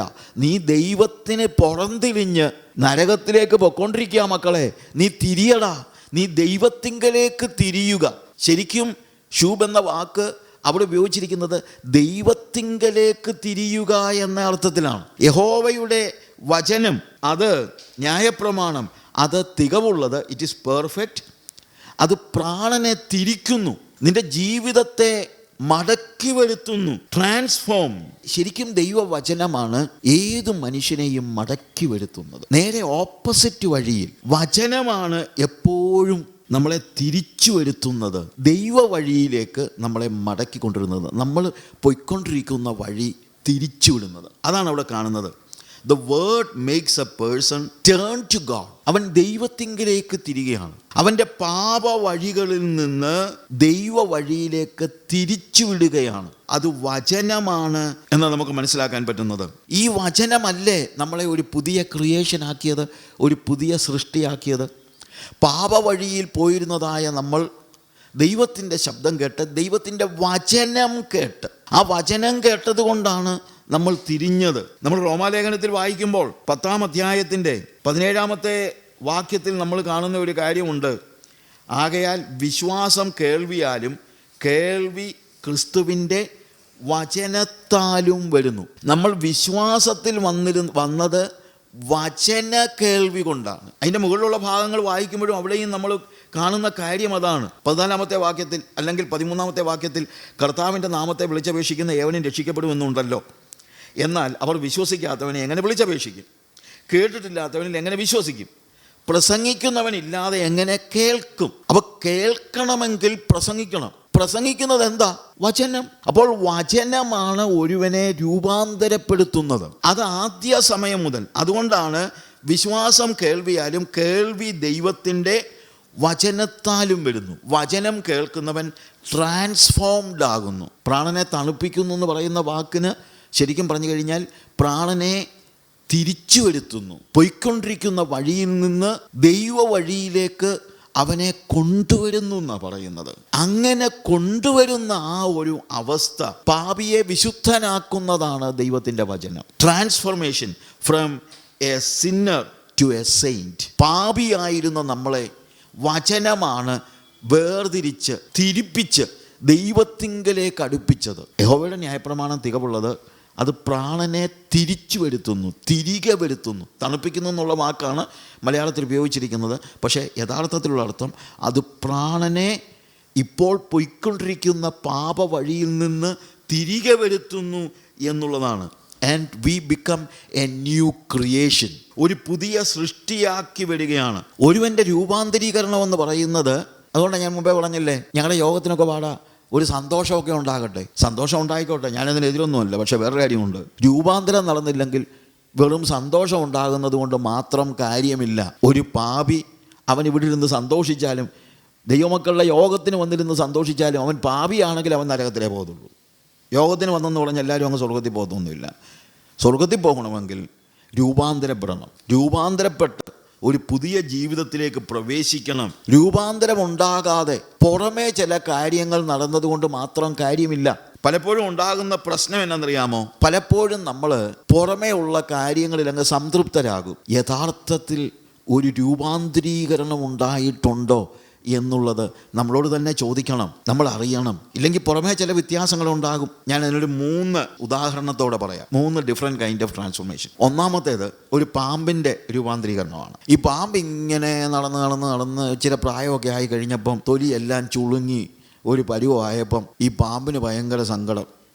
എന്നെ ഇപ്പം കണ്ടാൽ ഒന്നിനും കൊള്ളത്തില്ല, എനിക്കൊരു രൂപാന്തരം ആവശ്യമുണ്ട്. ഇതൊരു ഇടുക്ക് മതിലിനകത്തൂടെ കയറി ഇറങ്ങിയപ്പോൾ എന്തോ സംഭവിച്ചെന്നറിയാമോ? പുറത്തെ പടം അങ്ങ് പൊഴിഞ്ഞു പോയി. ഇപ്പോൾ പുറത്തോട്ട് വന്നപ്പോഴത്തേക്ക് അയ്യോ എന്തൊരു സുന്ദരനാ. പക്ഷെ പാമ്പ് സുന്ദരനായെന്നും പറഞ്ഞുകൊണ്ട് അവൻ്റെ ജീവിതത്തിന് രൂപാന്തരം വല്ലതും വന്നോ? പുറമേ അവൻ്റെ പടം പൊഴിച്ച് കളഞ്ഞാലും അകത്ത് വിഷം തന്നെയാ. പടം പൊഴിച്ച പാമ്പ് കടിച്ചാൽ ചാകാതിരിക്കുമോ? പടം പൊഴിച്ച പാമ്പും കടിച്ചാൽ ചാകും. കാര്യം അവൻ്റെ ഉള്ളിൽ നിന്ന് വിഷം പോയിട്ടില്ല. അവന് യഥാർത്ഥത്തിലുള്ള രൂപാന്തരം ഉണ്ടായിട്ടില്ല. യഹോവയുടെ വചനം നിങ്ങളെ രൂപാന്തരപ്പെടുത്തുന്നു. അത് പുറമേ ഉള്ള പടം പൊഴിച്ചിൽ പോലെയല്ല. അകത്തെ വിഷമാ പോകേണ്ടത്, അല്ലാതെ പുറത്തെ തൊലി പോയാൽ പോരാ. അവൻ്റെ പുറമേ ഉള്ള ജീവിതത്തിൻ്റെ നമ്മൾ കണ്ടുകൊണ്ടിരിക്കുന്ന കാര്യങ്ങൾക്കൊക്കെ ഒരു വ്യത്യാസം ഉണ്ടായെന്നും പറഞ്ഞ് ശരിയായിട്ടുള്ള രൂപാന്തരം വന്നിട്ടില്ല. അങ്ങനെയുള്ള ഒത്തിരി പേരുണ്ട്. പാമ്പ് പടം പൊഴിച്ചതുപോലെ ഞാൻ മാനസാന്തരപ്പെട്ടെന്നൊക്കെ പറഞ്ഞ് വരുന്നവരുണ്ട്. ചിലപ്പോൾ പറയും, പണ്ട് ഞാൻ 2 കുപ്പി കള്ളു കുടിക്കുമായിരുന്നു, ഇപ്പം വല്ലപ്പോഴും ഒരു പാട്ട് നടക്കുമ്പോൾ ഒന്ന് കുടിച്ചെങ്കിലേ, അല്ലാതെ ഞാനത് കുടിയൊക്കെ നിർത്തി. അല്ലെങ്കിൽ ഞാനിപ്പോൾ കള്ളു കുടിക്കത്തേ ഇല്ലെന്ന് പറയുന്നവരുണ്ടായിരിക്കും. കള്ളുകൂടി നിർത്തുന്നത് നല്ല കാര്യമാണെങ്കിലും നിനക്ക് രൂപാന്തരമൊന്നും ഉണ്ടായിട്ടില്ല. വചനം നിന്നെ രൂപാന്തരപ്പെടുത്തിയില്ല. യഹോവയുടെ ന്യായപ്രമാണം തികവുള്ളത്, അത് പ്രാണനെ രൂപാന്തരപ്പെടുത്തുന്നു. അത് ആഴത്തിലുള്ള രൂപാന്തരീകരണമാണ്. ട്രാൻസ്ഫോർമേഷൻ നടക്കണം. You need to become a new creation. രണ്ടാമത്തെ രൂപാന്തരീകരണം എന്ന് നമ്മൾ പുറമേ കാണുന്ന രൂപാന്തരത്തിൻ്റെ മറ്റൊരു ഉദാഹരണം ഈ കഴുകൻ്റെയാണ്. വൾച്ചർ. ഈ കഴുകനും ഇതുപോലെ പ്രായമൊക്കെ ആകുമ്പം ആകെപ്പാടെ ഒരു പ്രയാസമൊക്കെ ഉണ്ടായി. നമ്മൾ കഥകളിലൊക്കെ കേട്ടിട്ടുണ്ടാവും. അത് ഏതെങ്കിലും ഒരു വലിയ മലയുടെയൊക്കെ മുകളിൽ പോയിരുന്ന് ഇങ്ങനെ തപസിരിക്കുന്നത് പോലെ ഇരിക്കും. അതിൻ്റെ പുറത്തെ തൂവലുകളെല്ലാം പൊഴിഞ്ഞു പോകും. എന്നിട്ട് പുതിയ തൂവൽ വരും. തന്നെയല്ല, അതിൻ്റെ നഖമൊക്കെ മാറി പുതിയ നഖമൊക്കെ വന്നു, കൊക്ക് ഒക്കെ മാറി പുതിയ കൊക്ക് വന്നു. കണ്ടാൽ സിംപ്ലനായിട്ട് സുന്ദരനായിട്ട് കഴുകൻ വരിക. അപ്പോൾ നമ്മൾ പറയും, ഓ, കഴുകൻ്റെ ഒരു രൂപാന്തരമേ. പക്ഷേ വേറൊരു കാര്യമുണ്ട്, ഇപ്പോഴും ശവം കണ്ടാൽ ശവവും തിന്നുകൊണ്ടിരിക്കും. ഇതുപോലെ സാഹചര്യം പല ആളുകളുമുണ്ട്. പുറമേ ഒത്തിരി കാര്യങ്ങളൊക്കെ നടന്നിട്ടുണ്ടെങ്കിലും സാഹചര്യം വന്നാൽ പഴയ ജീവിതത്തിലേക്ക് മടങ്ങിപ്പോകുന്നവരുണ്ട്. പാമ്പിനെ പോലെ വിഷമുള്ളവരെ വിഷം കളയാതെ പുറമേ പടം പൊഴിച്ചവരുണ്ട്. കഴുകനെ പോലെ തൂവലുകളൊക്കെ പുതുതായിട്ടുണ്ട്, പക്ഷേ ശവം തിന്നുന്നത് മാറ്റിയിട്ടില്ല. അങ്ങനെ ഒരു രൂപാന്തരമല്ല വചനം നമുക്ക് നൽകുന്നത്. യഹോവയുടെ ന്യായപ്രമാണം തികവുള്ളത്, അത് പ്രാണനെ കൺവേർട്ട് ചെയ്യുകയാണ്, അതിനൊരു പുതിയ സൃഷ്ടിയാക്കുകയാണ്. മൂന്നാമത് ഒരു രൂപാന്തരമുണ്ട്. ബട്ടർഫ്ലൈ നമുക്കറിയാമല്ലോ, ചിത്രശലഭങ്ങൾ. ഈ ചിത്രശലഭങ്ങൾ ജനിച്ചപ്പോഴേ ചിത്രശലഭമൊന്നും അല്ലായിരുന്നു, അല്ലേ? ഇറ്റ് വാസ് ജസ്റ്റ് എ വർം, ഒരു പുഴു. ഈ പുഴുവിന് ഒരു കൊക്കൂണിൽ ഒരു പുഴു. പക്ഷേ ഈ പുഴു അവിടെ ഇരുന്ന് രൂപാന്തരപ്പെട്ട് പുറത്തു വരുമ്പോൾ പുഴുവിൻ്റെ കുഞ്ഞായിട്ടല്ല പുറത്തു വരുന്നത്. It is coming out as A butterfly with its wings. അതിൻ്റെ ചിറകുകൾ, അല്ലെങ്കിൽ it is completely totally new ആണ്, പുതിയതാണ്. ഇന്നലെ വരെ പുഴു എഴഞ്ഞ് നടക്കുകയായിരുന്നു, പക്ഷേ ഇന്ന് ചിത്രശലഭം പറന്ന് നടക്കുകയാണ്. ഇന്നലെ വരെ ഭൂമിയിൽ മണ്ണ് തിന്നുകയായിരുന്നു, ഇന്നത് തേൻ കുടിക്കുകയാണ്. ഡിഫറൻസ് നമ്മൾ മനസ്സിലാക്കണം. അതാണ് ശരിയായിട്ടുള്ളൊരു രൂപാന്തരത്തിൻ്റെ ഉദാഹരണം. ഇതെല്ലാം ഉദാഹരണങ്ങളാണ്. ഇതുപോലെയുള്ള രൂപാന്തരീകരണം, ട്രാൻസ്ഫോർമേഷൻ ശരിക്കും നമുക്ക് തരുന്നത് വചനമാണ്. യഹോവയുടെ ന്യായപ്രമാണം തികവുള്ളത്, അത് നമ്മുടെ പ്രാണനെ രൂപാന്തരപ്പെടുത്തുന്നു. അങ്ങനെയുള്ള ഒരു വ്യക്തി പിന്നീട് ഒരിക്കലും പഴയ പാപപ്രവൃത്തിയിലേക്ക് പോവുകയില്ല. ഒരു ബട്ടർഫ്ലൈ പുഴുവിനെ പോലെ നടക്കത്തില്ല, അതിനെപ്പോലെ തിന്നത്തില്ല. അത് ഇന്നലെ കഴിച്ചുകൊണ്ടിരുന്നതല്ല ഇന്ന് കഴിക്കുന്നത്. മണ്ണ് തിന്ന് അത് ജീവിച്ചത്. പക്ഷേ ഇന്ന് ഒരു ബട്ടർഫ്ലൈയും മണ്ണ് തിന്ന് ജീവിക്കുന്നില്ല. അതിന് ഭൂമിയുമായിട്ടുള്ള റിലേഷൻ വല്ലപ്പോഴും വന്നൊന്ന് ഇരിക്കുന്നെന്നുള്ളതേ ഉള്ളൂ. ഇപ്പോൾ അത് തേനാണ് കഴിക്കുന്നത്. പഴയ പാപപ്രവൃത്തിയിലേക്ക് മടങ്ങിപ്പോകുന്നവനെ വചനം രൂപാന്തരപ്പെടുത്തിയെന്ന് നമുക്ക് പറയാൻ കഴിയില്ല. വചനം നമ്മളെ പഴയ പാപപ്രവൃത്തിയിൽ നിന്ന് മാറ്റിമറിക്കുന്നതാണ്. ജോൺ വെസ്ലിയെ കുറിച്ച് നിങ്ങൾ കേട്ട് കാണും. ജോൺ വെസ്ലി അറിയപ്പെടുന്ന ഒരു റിഫോമിസ്റ്റ് നവീകരണ പ്രസംഗകനും അനേകരെ കർത്താവിലേക്ക് നയിച്ച വ്യക്തിയാണ്. ഈ ജോൺ വെസ്ലിയുടെ അമ്മ സൂസന്ന വെസ്ലി, മക്കൾ കുറച്ച് പേരുണ്ട്. വളരെ കഷ്ടപ്പെട്ട് പിള്ളേരെ വളർത്തിയതാണ്. അങ്ങനെയൊക്കെ ജോൺ വെസ്ലി കോളേജിൽ പഠിക്കാനായിട്ട് പോയപ്പോൾ ജോൺ വെസ്ലിക്ക് അമ്മ ഒരു വേദപുസ്തകം കൊടുത്തു. ഇന്നിപ്പം വേദപുസ്തകം വാങ്ങിക്കാൻ നമുക്ക് 300-400 രൂപ കൊടുത്താൽ മതി. പക്ഷേ അന്ന് വേദപുസ്തകം എന്ന് പറയുന്നതൊന്നും അങ്ങനെ അവൈലബിൾ അല്ല. അന്ന് വേദപുസ്തകം ഭയങ്കര എക്സ്പെൻസീവാണ്. അങ്ങനെ ഇത്രയും എക്സ്പെൻസീവായിട്ടുള്ള ഒരു വചനം, ബൈബിള്, ജോൺ വെസ്ലിയുടെ അമ്മ സൂസന്ന ജോൺ വെസ്ലിക്ക് കൊടുത്തു. അപ്പോൾ ജോൺ വെസ്ലി തന്നെ അത്ഭുതപ്പെട്ടു പോയി. ഒന്നാമത്തെ കാര്യം, അവർ പാവപ്പെട്ടവരാ.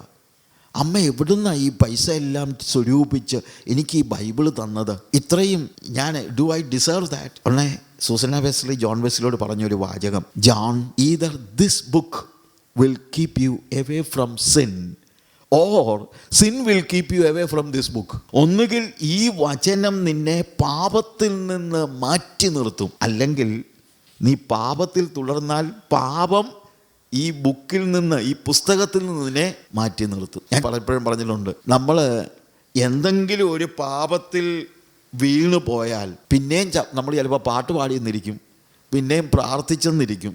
പക്ഷെ വേറൊരു കാര്യമുണ്ട്, അന്ന് വൈകുന്നേരം മിക്കവാറും വേദോസം വായിക്കത്തില്ല. അതൊരു പ്രശ്നമാണ്. കാരണം പാപം നമ്മളെ വചനത്തിൽ നിന്ന് മാറ്റി നിർത്തുന്നു. എന്നാൽ ബൈബിളിൻ്റെ പ്രത്യേകത എന്താണെന്നറിയാമോ? Bible transforms U completely. നമ്മളെ പൂർണ്ണമായും രൂപാന്തരപ്പെടുത്തുന്നതാണ് ദൈവത്തിൻ്റെ വചനം. പൂർണ്ണമായും മാനസാന്തരപ്പെടുത്തുന്നതാണ്. യഹോവയുടെ ന്യായപ്രമാണം തികവുള്ളത്. അത് പ്രാണനെ തണുപ്പിക്കുന്നു, പ്രാണനെ മാറ്റിമറിക്കുന്നു. തണുപ്പിക്കുന്നുള്ള വാക്ക് മാറ്റിമറിക്കുന്നു, നേരെ ഓപ്പോസിറ്റ് ഡയറക്ഷനിലേക്ക് കൊണ്ടുപോകുന്നു. ഇന്നലെ പോയ വഴി വിട്ട് ആ ദൈവിക വഴിയിലേക്ക് നമ്മളെ മാറ്റിമറിക്കുവാൻ, അതിനുവേണ്ടിയാണ് ദൈവം തൻ്റെ വചനത്തെ നമുക്ക് തന്നിരിക്കുന്നത്. നമ്മുടെ ആറ്റിറ്റ്യൂഡിനെ എല്ലാം അത് മാറ്റിമറിക്കുന്നു. അതൊക്കെ നമുക്ക് വായിക്കാം, പഠിക്കാം. പക്ഷേ ഞാൻ ആലോചിക്കായിരുന്നു, ശരിക്കും വചനം പഠിച്ചു കഴിഞ്ഞാൽ ആ വചനം നമ്മളെ സ്വാഭാവികമായി മറ്റുള്ളവർ ചെയ്യുന്ന പല കാര്യങ്ങളും ചെയ്യാൻ പിന്നെ നമുക്ക് കഴിയത്തില്ല, അല്ലെങ്കിൽ നമ്മളത് ചെയ്യത്തില്ല. ഇപ്പോൾ ഈ ഗിരിപ്രഭാഷണം തന്നെ ദൈവത്തിൻ്റെ വചനമാണല്ലോ. ആ ദൈവത്തിൻ്റെ വചനം വായിക്കുന്നവൻ മറ്റുള്ളവരിൽ നിന്ന് വ്യത്യസ്തനായിരിക്കും. നമ്മൾ മത്തായിയുടെ സുവിശേഷം 5-ാം അധ്യായത്തിൽ, ഞാൻ സമയത്തിൻ്റെ പരിമിതി കൊണ്ട് ചില വാക്യങ്ങൾ മാത്രം ഒന്ന് വായിക്കാം. എന്നിട്ട് നമ്മളോട് തന്നെ ഒന്ന് ചോദിക്കുക, ഇതുവല്ലോ നമ്മൾ ചെയ്യുമോ? കർത്താവ് തന്നെ പറയുക, 38 മുതലുള്ള വാക്യങ്ങൾ വായിക്കുമ്പോൾ, കണ്ണിന് പകരം കണ്ണ്, പല്ലിന് പകരം പല്ലെന്ന് നിങ്ങൾ അരുളിച്ചെയ്തിട്ടുണ്ടല്ലോ. ഞാനോ നിങ്ങളോട് പറയുന്നത്, ദുഷ്ടനോട് എതിർക്കരുത്. നിന്റെ വലത്തെ ചെകിട്ടത്തടിക്കുന്നവന് മറ്റേത് തിരിച്ച് കാണിച്ചു കൊടുക്കുക. ഇത് ഈസി അല്ല, പക്ഷേ യഥാർത്ഥത്തിൽ വചനം രൂപാന്തരപ്പെടുത്തിയാൽ എന്നെ അടിക്കുന്നവന് മറ്റേ കരണം ഞാൻ കാണിച്ചു കൊടുക്കും. അത് ഞാൻ ചെയ്യുമെന്ന് പറഞ്ഞു കഴിഞ്ഞാൽ എൻ്റെ സ്വന്തം ശക്തിയിലല്ല ഇത് ചെയ്യുന്നത്.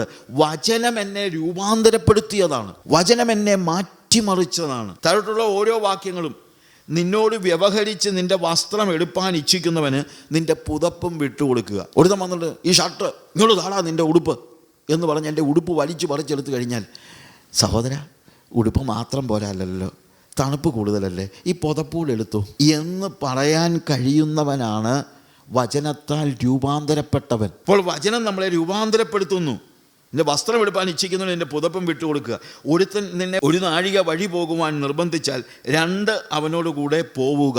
യഹൂദന്മാരുടെ കാലയളവിൽ, അല്ലെങ്കിൽ യേശുവിൻ്റെ കാലയളവിൽ റോമൻ അധീനതയിലായിരുന്നല്ലോ. അപ്പോൾ റോമൻ പട്ടാളക്കാർക്ക് ഒത്തിരി പ്രിവിലേജസ് റോമൻ ഗവൺമെൻറ് കൊടുത്തിട്ടുണ്ട്. അതിനകത്ത് ഒരു പ്രിവിലേജ് എന്നാന്ന് ചോദിച്ചു കഴിഞ്ഞാൽ, നിങ്ങളുടെ കയ്യിൽ ഭാരമുള്ളൊരു കെട്ട് ഉണ്ടെന്ന് വെക്കുക. അപ്പോൾ ഏതെങ്കിലും റോമാക്കാരനല്ലാത്ത ഒരുത്തനെ കണ്ടു കഴിഞ്ഞാൽ, എടുക്കടാ ഇത് എന്ന് പറഞ്ഞ് അവൻ്റെ ചുമടെടുത്ത് മറ്റേ നോൺ ജ്യൂവിൻ്റെ തോളയിൽ വെക്കും, നടക്കടാ.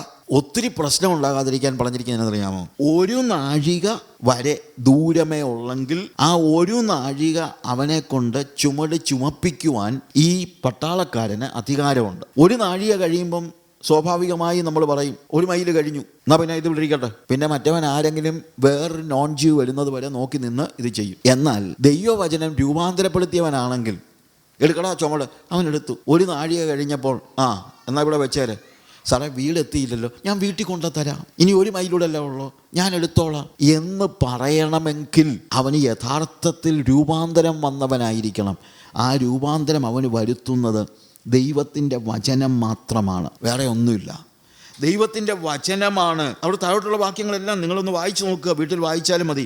കൂട്ടുകാരനെ സ്നേഹിക്കുകയെന്നും ശത്രുവിനെ പകയ്ക്കുകയെന്നും അരുളിച്ചത് നിങ്ങൾ കേട്ടിട്ടുണ്ടല്ലോ. ഞാനും നിങ്ങളോട് പറയുന്നത്, നിങ്ങളുടെ ശത്രുക്കളെ സ്നേഹിപ്പിൻ, നിങ്ങളെ ഉപദ്രവിക്കുന്നവർക്ക് വേണ്ടി പ്രാർത്ഥിപ്പിൻ. പഴയ കാലത്ത് ഒരു പീഡിപ്പിക്കപ്പെടുന്ന ഒരു രാജ്യത്ത് ഒരു ക്രിസ്ത്യാനി സ്ത്രീ മിഷനറി, അവരെ പട്ടാളക്കാരെ കൊന്നു കഴിഞ്ഞിട്ട് കുറച്ച് നാൾ കഴിഞ്ഞപ്പോൾ ഒരു പെങ്കൊച്ച് പട്ടാള ക്യാമ്പിൽ ചെന്നിട്ട് പറഞ്ഞു, എനിക്ക് പട്ടാളത്തിൻ്റെ മേധാവിയെ ഒന്ന് കാണണം. അവർ ചോദിച്ചു, എന്തിനാടി? അല്ല, എനിക്ക് ഈ ബൊക്കെ അദ്ദേഹത്തിന് കൊടുക്കാനാണ്. കൊച്ചായതുകൊണ്ട് അവർ സമ്മതിച്ചു. പട്ടാള മേധാവിയുടെ അടുത്ത് കൊണ്ട് നീ ബൊക്ക കൊണ്ട് കൊടുത്തു. എന്തിനാണ് നീ എനിക്കിത് കൊണ്ട് തന്നത് എന്നെ പറഞ്ഞ്, എല്ലാ വർഷവും എൻ്റെ അമ്മയുടെ ബർത്ത്ഡേക്ക് ഞാനൊരു ബൊക്ക കൊണ്ട് കൊടുക്കാറുണ്ടായിരുന്നു. ഇപ്പം എൻ്റെ അമ്മ ഇല്ല, നിങ്ങൾക്കറിയാമല്ലോ, എൻ്റെ അമ്മയെ പട്ടാളക്കാർ കൊന്നു. അപ്പോൾ ഈ വർഷം എൻ്റെ അമ്മയുടെ ബർത്ത്ഡേ വന്നപ്പോൾ ഞാൻ ചിന്തിച്ചു, ആർക്കായി ബൊക്ക കൊടുക്കേണ്ടത്, അങ്ങേക്ക് ഇത് കൊണ്ട് തരാമെന്ന് ചിന്തിച്ചു എന്ന് പറഞ്ഞ് കൊണ്ട് കൊടുത്തു. കൊച്ചാ, പക്ഷേ അവളെ വചനം രൂപാന്തരപ്പെടുത്തി. അവൾ പറഞ്ഞു, എൻ്റെ ശത്രുക്കളെ സ്നേഹിപ്പിൻ, നിങ്ങളെ ഉപദ്രവിക്കുന്നവർക്ക് വേണ്ടി പ്രാർത്ഥിപ്പിൻ എന്ന് വചനം പറഞ്ഞിട്ടുണ്ട്. രൂപാന്തരത്തിൻ്റെ വചനം, ട്രാൻസ്ഫോർമേഷൻ. യഹോവയുടെ വചനം അല്ലെങ്കിൽ യഹോവയുടെ ന്യായപ്രമാണം തികവുള്ളത്. അത് പ്രാണനെ മാറ്റിമറിക്കുന്നു, ജീവിതത്തെ രൂപാന്തരപ്പെടുത്തുന്നു. ഇനി നമ്മൾ വീണ്ടും സങ്കീർത്തനത്തിലെ 19-ാമത്തെ അധ്യായത്തിലേക്ക് നമ്മൾ വരുമ്പോൾ 7-ാമത്തെ വാക്യത്തിൽ തന്നെ പറയുന്ന ഒരു കാര്യമുണ്ട്. യഹോവയുടെ ന്യായപ്രമാണം തികവുള്ളത്, അത് പ്രാണനെ തണുപ്പിക്കുന്നു. യഹോവയുടെ സാക്ഷ്യം വിശ്വാസ്യമാകുന്നു, അത് അല്പബുദ്ധിയെ ജ്ഞാനിയാക്കുന്നു.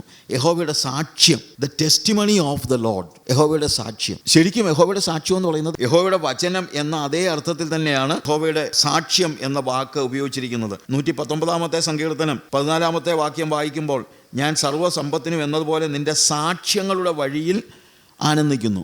അതായത് സാക്ഷ്യത്തിൻ്റെ, ദൈവത്തിൻ്റെ സാക്ഷ്യം എന്ന് പറഞ്ഞു കഴിഞ്ഞാൽ നമ്മൾ പറയുന്ന എന്താണ്, ദൈവത്തിൻ്റെ വചനത്തിൻ്റെ വഴിയിൽ എന്ന അർത്ഥത്തിൽ തന്നെയാണ് അത് ഉപയോഗിച്ചിരിക്കുന്നത്. 31 വാക്യത്തിലാണെങ്കിലും, ഞാൻ നിൻ്റെ സാക്ഷ്യങ്ങളോട് പറ്റിയിരിക്കുന്നു, യഹോവയെ എന്നെ ലജ്ജിപ്പിക്കരുത്. സാക്ഷ്യങ്ങളോടെന്ന് പറഞ്ഞു കഴിഞ്ഞാൽ എന്താണ്, വചനത്തോട് എന്ന് പറയുന്ന അതേ അർത്ഥത്തിലാണ്. 36 വാക്യത്തിൽ, ദുരാദായത്തിലേക്കല്ല നിൻ്റെ സാക്ഷ്യങ്ങളിലേക്ക് തന്നെ എൻ്റെ ഹൃദയം ചായുമാറാക്കണമേ. അതുപോലെ നമുക്കറിയാം, സാക്ഷ്യപ്പെട്ടകം വചനത്തിൻ്റെ ഒരു കോപ്പിയാണ് അതിനകത്ത് വെച്ചിരിക്കുന്നത്, അല്ലേ? സാക്ഷ്യപ്പെട്ടകം പുറപ്പാട് 25 നമ്മൾ കാണുന്നുണ്ട്. അതിൻ്റെ 16 വാക്യം 21 വാക്യമൊക്കെ വായിക്കുമ്പോൾ നോക്കുക, അവിടെ എല്ലാം പറയുന്നത് ദൈവത്തിൻ്റെ വചനം, ആ സാക്ഷ്യം. അവിടെ നമ്മൾ കാണുന്ന കാര്യം എന്താണ്, യഹോവയുടെ സാക്ഷ്യം വിശ്വാസ്യമാകുന്നു, അത് അല്പബുദ്ധിയെ ജ്ഞാനിയാക്കുന്നു. അല്പബുദ്ധി എന്ന് പറയുന്ന വാക്ക് നമുക്ക് പെട്ടെന്ന് അതിനെ മനസ്സിലാക്കാനായിട്ട് അല്പം ബുദ്ധിമുട്ടുണ്ട്. ശരിക്കും അല്പബുദ്ധി എന്ന് പറയുന്നത് ബുദ്ധിയില്ലാത്തവർ, ബുദ്ധിഹീനർ എന്ന് പറയുന്ന വാക്കിന് തുല്യമായ വാക്കാണ്. ഇപ്പോൾ സദൃശ്യവാക്യങ്ങൾ അതിൻ്റെ 1 അധ്യായത്തിൽ അതിൻ്റെ 22 വാക്യം വായിക്കുമ്പോൾ അവിടെ പറയുന്നു, ബുദ്ധിഹീനരെ എന്ന് വിളിക്കുന്നത് നിങ്ങൾ പരിഹാസത്തിൽ സന്തോഷിക്കുകയും ഭോഷന്മാരെ നിങ്ങൾ പരിജ്ഞാനത്തെ വെറുക്കുകയും ചെയ്യുന്നത് എത്രത്തോളം. How long you simple ones. സങ്കീർത്തനം 19:7 നമ്മൾ കാണുന്നത് സെയിം ആ സിമ്പിൾ വൺ എന്നുള്ള വാക്കാണ് അവിടെ ഉപയോഗിച്ചിരിക്കുന്നത്. യഹോവയുടെ സാക്ഷ്യം വിശ്വാസ്യമാകുന്നു, അത് അല്പബുദ്ധിയെ, making wise the simple. Wise the simple. Simple എന്ന വാക്ക് മലയാളത്തിലും ഇംഗ്ലീഷിലും ഒക്കെ ഉപയോഗിച്ചിരിക്കുന്നു. പക്ഷേ ശരിക്കും അവിടെ ഉപയോഗിച്ചിരിക്കുന്ന വാക്ക് ബുദ്ധിഹീനർ, അഥവാ കുറച്ചുകൂടെ വിശദമായിട്ട് പറഞ്ഞാൽ വോയിഡ് ഇൻ അണ്ടർസ്റ്റാൻഡിങ്. സദൃശവാക്യങ്ങൾ 7 അധ്യായത്തിൽ അതിൻ്റെ 7 വാക്യം നമ്മൾ വായിക്കുമ്പോൾ അവിടെയും കാണുന്നുണ്ട്, ഭോഷന്മാരുടെ ഇടയിൽ ഒരുത്തനെ കണ്ടു, യൗവനക്കാരുടെ കൂട്ടത്തിൽ ബുദ്ധിഹീനനായൊരു യുവാവിനെ കണ്ടറിഞ്ഞു. And behold among the simple ones. ഭോഷന്മാരുടെ എന്നുള്ളതിന് ഉപയോഗിച്ചിരിക്കുന്ന സിമ്പിൾ വൺസ് എന്നുള്ളൊരു വാക്കാണ്. ലളിത മനസ്കരെന്നുള്ള അർത്ഥമല്ല അവിടെ. ബുദ്ധിയില്ലാത്തവൻ അല്ലെങ്കിൽ ഭോഷന്മാർ എന്ന് പറയുന്ന വോയിഡ് ഇൻ അണ്ടർസ്റ്റാൻഡിങ്. അങ്ങനെ സില്ലി, അൺകൺസേൺഡ്, ഫൂളിഷ് എന്നെല്ലാം ഈ വാക്കിനർത്ഥമുണ്ട്. സില്ലി, എല്ലാത്തിനെയും സിമ്പിളായിട്ട് എടുക്കുന്നവർ. സിമ്പിൾ എന്നുള്ള വാക്ക് എല്ലാത്തിനും സിമ്പിളായിട്ട്, ഒന്നിനെ സീരിയസ് ആയിട്ട് എടുക്കത്തില്ല. അങ്ങനെയുള്ള ഒത്തിരി പേര് നമ്മുടെ ഇടയ്ക്കുമുണ്ട്. ഒന്നിനെ സീരിയസ് ആയിട്ട് എടുക്കത്തില്ല. അൺകൺസേൺഡ്, എന്തോലും നടക്കട്ടെ, എന്തോ പറഞ്ഞു കഴിഞ്ഞാലും അതൊന്നും അവരെ ബാധിക്കുന്ന വിഷയമല്ല എന്നുള്ള നിലയിൽ. വചനത്തിൽ നിന്ന് പ്രസംഗിച്ചാലും ചില ആളുകളുണ്ട് ചുമ്മാ അങ്ങിരിക്കുമെന്ന്, ഇതൊന്നും അവരെ ബാധിക്കുന്ന വിഷയമല്ല എന്ന നിലയിലിരിക്കുന്നവർ. അവരെയാണ് ഈ സിമ്പിൾ എന്നുള്ള വാക്ക് ഉപയോഗിച്ചിരിക്കുന്നത്. അൺകൺസേൺഡ് ആണ്, ആൻഡ് ഫൂളിഷാണ്. അൺകൺസേൺഡ്. ദൈവത്തിൻ്റെ വചനം, ഇപ്പം ഞാൻ പ്രസംഗിക്കുന്ന കാര്യമല്ല ഞാൻ പറയുന്നത്, ഞാൻ പ്രസംഗിക്കുന്ന കാര്യം മാത്രമല്ല, അതുകൊണ്ട് ദൈവവചനം വായിക്കുന്നത് അൺകൺസേൺഡായിട്ട് വായിക്കുന്നവരുണ്ട്. കർത്താവെ എനിക്കൊരു രൂപാന്തരം തരണമെന്ന് പ്രാർത്ഥിച്ചുകൊണ്ടൊന്നുമല്ല പലരും വായിക്കുന്നത്. അതിൻ്റെ അർത്ഥം ഗ്രഹിക്കാനോ ഒന്നുമല്ല. കിടക്കുന്നതിന് മുമ്പ് ഒരു വാക്യം വായിച്ചേക്കാം, എന്നാൽ പിന്നെ ഉറങ്ങാൻ പോവല്ലേ, വചനം വായിച്ചില്ല ഇനി രാത്രി വല്ല ദുസ്വപ്നം വല്ലതും കണ്ടാലോ, അങ്ങനെ പേടിച്ച് വായിക്കുന്നവരുണ്ട്. അവർ അൺകൺസേൺഡ് ആണ്. എന്നാൽ അവരെ രൂപാന്തരപ്പെടുത്തുന്ന അൺകൺസേൺഡ് ആയിട്ടുള്ളവനെ നമ്മളെല്ലാവരും അങ്ങനെ, ഞാൻ അങ്ങനെ ആയിരുന്നു. I was unconcerned about the spiritual matters when I was young. ഞാൻ ചെറിയ പ്രായത്തിൽ I was not concerned about, ഇല്ലേ? നമ്മളൊക്കെ അങ്ങനെയുള്ള വഴിയിലൂടെ വന്നവരാണ്. വിശ്വാസത്തിൽ വന്നതിന് ശേഷമുള്ള കാര്യമാണ് ഞാൻ പറയുന്നത്. അതിനു മുമ്പ് എന്തുവാ, അൺകൺസേൺഡ് ആയിരുന്നു. ആത്മീയ കാര്യങ്ങളിലൊന്നും അത്ര വലിയ താല്പര്യമോ മറ്റുള്ള കാര്യങ്ങളോ ഒന്നും ഇല്ലാതിരുന്നവരാണ്. കർത്താവ് നമ്മളെ രൂപാന്തരപ്പെടുത്തിയോണ്ടല്ലയോ നമ്മളിതെല്ലാം ഇപ്പം വ്യത്യാസപ്പെടുത്തി വന്നിരിക്കുന്നത്. I was unconcerned about spiritual matters. Basically I was dead to God. ഞാൻ എൻ്റെ കാര്യങ്ങളും മറ്റുള്ള കാര്യങ്ങളും അല്ലെങ്കിൽ ഏറ്റവും പ്രോഫിറ്റബിളായിട്ട് കാര്യങ്ങൾ ചെയ്യുന്ന അതൊക്കെ ഞാൻ ചിന്തിച്ചിട്ടുള്ളൂ. ദൈവം എന്തു പറയുന്നു എന്നൊന്നും ഞാൻ ചിന്തിച്ചിട്ടില്ല. ദൈവത്തിൻ്റെ ശബ്ദം ഞാൻ കേട്ടിരുന്നില്ല. I was dead to God. പക്ഷേ ഇപ്പം ഞാൻ അങ്ങനെയല്ല. ദൈവത്തിൻ്റെ വചനം എന്നെ രൂപാന്തരപ്പെടുത്തി. Now I am alive to God. ഇന്ന് ഈ വചനം കേൾക്കുന്നവരോടും എനിക്ക് പറയാനുള്ളത് അതാണ്. നിങ്ങൾ അൺകൺസേൺഡ് ആണെങ്കിൽ, നിങ്ങൾക്ക് വിശ്വാസി എന്ന് ചിലപ്പോൾ പേര് കാണുമായിരിക്കും, അല്ലാത്തവരും ആയിരിക്കാം, ആരും ആയിക്കോട്ടെ. ഈ വചനം കേൾക്കുന്ന ആരാണെങ്കിലും അവരോട് ഞാൻ പറയുന്നത്, നിങ്ങൾ അൺകൺസേൺഡ് ആകരുത്. വചനത്തിലേക്ക് നിങ്ങൾ വരികയാണെങ്കിൽ അത് ബുദ്ധിഹീനരെ ജ്ഞാനിയാക്കുന്നു എന്ന് എഴുതിയിരിക്കുന്നത്. വചനമാണ് നമ്മളെ വ്യത്യാസപ്പെടുത്തുന്നത്. ബുദ്ധിഹീനരെ ജ്ഞാനിയാക്കുന്നു. ജ്ഞാനിയാക്കുന്നു എന്ന വാക്കും ഇതേപോലെ തന്നെ വിസ്ഡം എന്നതിനേക്കാൾ ഉപരിയായിട്ട് നമ്മളവിടെ കാണുന്നതായ ഒരു കാര്യം എന്താണെന്ന് ചോദിച്ചു കഴിഞ്ഞാൽ, നമ്മളെ ദൈവത്തോട് അല്ലെങ്കിൽ ദൈവത്താൽ രൂപാന്തരപ്പെടുത്തുന്നു എന്നുള്ളതാണ്. I was unconcerned about God. I was dead to God. But I am alive to God now. അതുകൊണ്ട് ദൈവത്തിൻ്റെ വചനം എന്നെ ദൈവത്തിന് ജീവിപ്പിക്കുന്നു. സോ യഹോവയുടെ ന്യായപ്രമാണം തികവുള്ളത് അതെൻ്റെ പ്രാണനെ രൂപാന്തരപ്പെടുത്തുന്നു എന്ന് തന്നെയല്ല. ഞാൻ അൺകൺസേൺഡ് ആയിരുന്ന ഒരു കാലയളവുണ്ട്, പക്ഷെ ഇപ്പം അങ്ങനല്ല. വചനം എന്നെ ദൈവത്തിന് യോജിക്കുന്നവനാക്കുന്നു, അഥവാ ദൈവികതയിലേക്ക് എന്നെ പ്രവേശിപ്പിച്ചിരിക്കുന്നു. Now I am not dead to God. ഞാൻ ദൈവത്തിന് മരിച്ചവനല്ല, ഞാൻ ദൈവത്തിന് ജീവിക്കുന്നവനാണ്. അങ്ങനെ എന്നെ മാറ്റിമറിച്ചത് it is the word of God. ദൈവവചനമാണ് എന്നെ മാറ്റിമറിച്ചത്. അവിടെ എഴുതിയിരിക്കുന്നത് ഇറ്റ് മെയ്ഡ് മീ വൈസ് എന്നാ എഴുതിയിരിക്കുന്നത്. നമ്മൾ സങ്കീർത്തനത്തിൽ വായിക്കുമ്പോഴത്തേക്ക് നമ്മൾ കാണുന്നതാണ് 7-ാമത്തെ വാക്യത്തിൽ, ദ ടെസ്റ്റിമണി ഓഫ് യഹോവ is sure, making wise the simple. Making wise എന്നെ ജ്ഞാനിയാക്കുന്നു. വചനം എന്നെ ദൈവത്തിന് ജീവിപ്പിക്കുന്നു, എന്നെ ജ്ഞാനിയാക്കുന്നു, സ്പിരിച്വലി എന്നെ വൈസ് ആക്കുന്നു, ബുദ്ധിയുള്ളവനാക്കുന്നു. നേരത്തെ എനിക്കൊന്നും അറിയത്തില്ലായിരുന്നു. What is spiritual, what is not spiritual, what is valuable and what is vanity, ഇതൊന്നും എനിക്കറിയത്തില്ലായിരുന്നു, ഒന്നും അറിയത്തില്ല. I was just living. അങ്ങനെ ഒരു ചിലരുണ്ട്, അങ്ങ് ജീവിക്കുക, അൺകൺസേൺഡ് ആയിട്ട് ജീവിക്കുക. പക്ഷേ ഇപ്പം എന്നെ അതിന് കിട്ടത്തില്ല. കാര്യം വചനം എന്നെ പഠിപ്പിച്ചു, അത് ചെയ്യരുത്, ഇത് ചെയ്യണം, എന്ത് ചെയ്യരുത്, എന്ത് ചെയ്യണം എന്നുള്ള എന്നെ അല്പബുദ്ധിയെ ജ്ഞാനിയാക്കുന്നത് ദൈവത്തിൻ്റെ വചനമാണ്. ജ്ഞാനിയാക്കുന്നത് 19-ാം സങ്കീർത്തനത്തിൽ തന്നെ അതിൻ്റെ 8-ാമത്തെ വാക്യം വായിക്കുമ്പോൾ, യഹോവയുടെ ന്യായപ്രമാണം തികവുള്ളത്, അത് പ്രാണനെ തണുപ്പിക്കുന്നു. യഹോവയുടെ സാക്ഷ്യം വിശ്വാസ്യമാകുന്നു. ഇനി യഹോവയുടെ ആജ്ഞകൾ നേരുള്ളവ, the statutes of the Lord, കൽപ്പനകൾ. യഹോവയുടെ കൽപ്പനകൾ നേരുള്ളവ, യഹോവയുടെ കൽപ്പനകൾ. സോ ദൈവത്തിൻ്റെ വചനം എന്ന് പറയുമ്പോൾ ദൈവത്തിൻ്റെ വചനത്തിൽ എന്തുണ്ട്? അവൻ്റെ കൽപ്പനകളാണത്. അവൻ്റെ ആജ്ഞകൾ നേരുള്ളവ, അത് ഹൃദയത്തെ സന്തോഷിപ്പിക്കുന്നു. ദൈവവചനത്തിൽ ദൈവത്തിൻ്റെ കൽപ്പനകൾ, ഞാൻ എന്ത് ചെയ്യണമെന്നുള്ള കാര്യങ്ങൾ, ഇതെല്ലാം എഴുതിയിരിക്കുകയാണ്. ദൈവത്തിൻ്റെ കൽപ്പനകളാണ്. The word of God is the commandments. In fact it contains the commandments of God. It's all the commandments of God. പക്ഷെ വേറൊരു കാര്യമുണ്ട്, അത് ഹൃദയത്തെ സന്തോഷിപ്പിക്കുന്നു എന്നാണ് നമ്മൾ കാണുന്നത്. അതായത് ഈ കൽപ്പനകൾ എൻ്റെ ഹൃദയത്തെ സന്തോഷിപ്പിക്കുകയാണ്. അല്ലാതെ ഈ കൽപ്പനകൾ സാധാരണ രീതിയിൽ നമ്മളെ പേടിപ്പിക്കുക. പക്ഷേ ദൈവത്തിൻ്റെ വചനത്തിൽ ദൈവത്തിൻ്റെ കൽപ്പനകൾ പേടിപ്പിക്കുന്നതല്ല, അതെൻ്റെ ഹൃദയത്തെ സന്തോഷിപ്പിക്കുന്നതാണ്. ഇപ്പോൾ വചനം വായിക്കുമ്പോൾ സന്തോഷമുണ്ട്. എൻ്റെ ഫീലിങ്സിൻ്റെ കാര്യത്തിലും ദൈവം ഇടപെടുന്നുണ്ട്. കൽപ്പനകൾ, ദൈവവചനം നമ്മൾ ഒരു ഭരണഘടന പോലെ കാണരുത്, അല്ലെങ്കിൽ ശിക്ഷാ നിയമം പോലെ കാണരുത്. ഇന്ത്യൻ പീനൽ കോഡ് വായിച്ച് എത്ര പേര് സന്തോഷിക്കും, ഇല്ലേ? ഞാൻ ജേർണലിസത്തിന് പഠിച്ചപ്പോഴത്തേക്ക് ഒരു പേപ്പർ ഇതായിരുന്നു, കോൺസ്റ്റിറ്റ്യൂഷൻ ഓഫ് ഇന്ത്യ, ഭരണഘടനയായിരുന്നു. പരീക്ഷ എഴുതേണ്ടത് കൊണ്ട് ഇത് വായിച്ചെന്നുള്ളതല്ലാതെ എനിക്കൊരിക്കലും കോൺസ്റ്റിറ്റ്യൂഷൻ ഓഫ് ഇന്ത്യയും ഇന്ത്യൻ ശിക്ഷാ നിയമവും ഒക്കെ വായിച്ച് സന്തോഷിക്കാനൊന്നും പറ്റിയിട്ടില്ല. ദൈവവചനത്തെ വെറും ഒരു കൽപ്പനയായി മാത്രം കാണുകയാണെങ്കിൽ നമുക്കതിൽ സന്തോഷിക്കാൻ കഴിയയില്ല. It gives you joy in your heart. യഹോവയുടെ ആജ്ഞകൾ നേരുള്ളവ, അത് ഹൃദയത്തെ സന്തോഷിപ്പിക്കുന്നു. It gives you joy to your heart. It is joy. വാക്ക് ഉപയോഗിച്ചിരിക്കുന്നത് വളരെ നല്ലൊരു വാക്കാണ്, joy. It is not pleasure. സുഖമല്ല, സന്തോഷം. ലോകം തരുന്നത് പലപ്പോഴും സുഖങ്ങളാണ്. വചനം നൽകുന്നത് സുഖമല്ല. സുഖമുണ്ടായിരിക്കും, പക്ഷെ വേറെ കാര്യമുണ്ട്, സുഖത്തിനപ്പുറത്ത് എന്താണ്? സന്തോഷമാണ്. ഇനി സുഖമില്ലെങ്കിലും സന്തോഷമായിരിക്കുക. ചിലപ്പോൾ ആളുകൾ എന്നോട് ചോദിക്കാറുണ്ട്, സുഖമായിരിക്കുന്നോ? നമ്മളോടൊക്കെ ചോദിക്കും. ഇപ്പം ഞാൻ ചിലപ്പോൾ പറയും, സുഖമായിരിക്കുന്നോ എന്ന് ചോദിച്ചു കഴിഞ്ഞാൽ ചിലപ്പോൾ അത്രയും സുഖമില്ലായിരിക്കും, പക്ഷേ സന്തോഷമായിരിക്കുന്നു. സുഖമല്ലാത്തപ്പോഴും നമുക്ക് എന്തുണ്ടാക്കാം?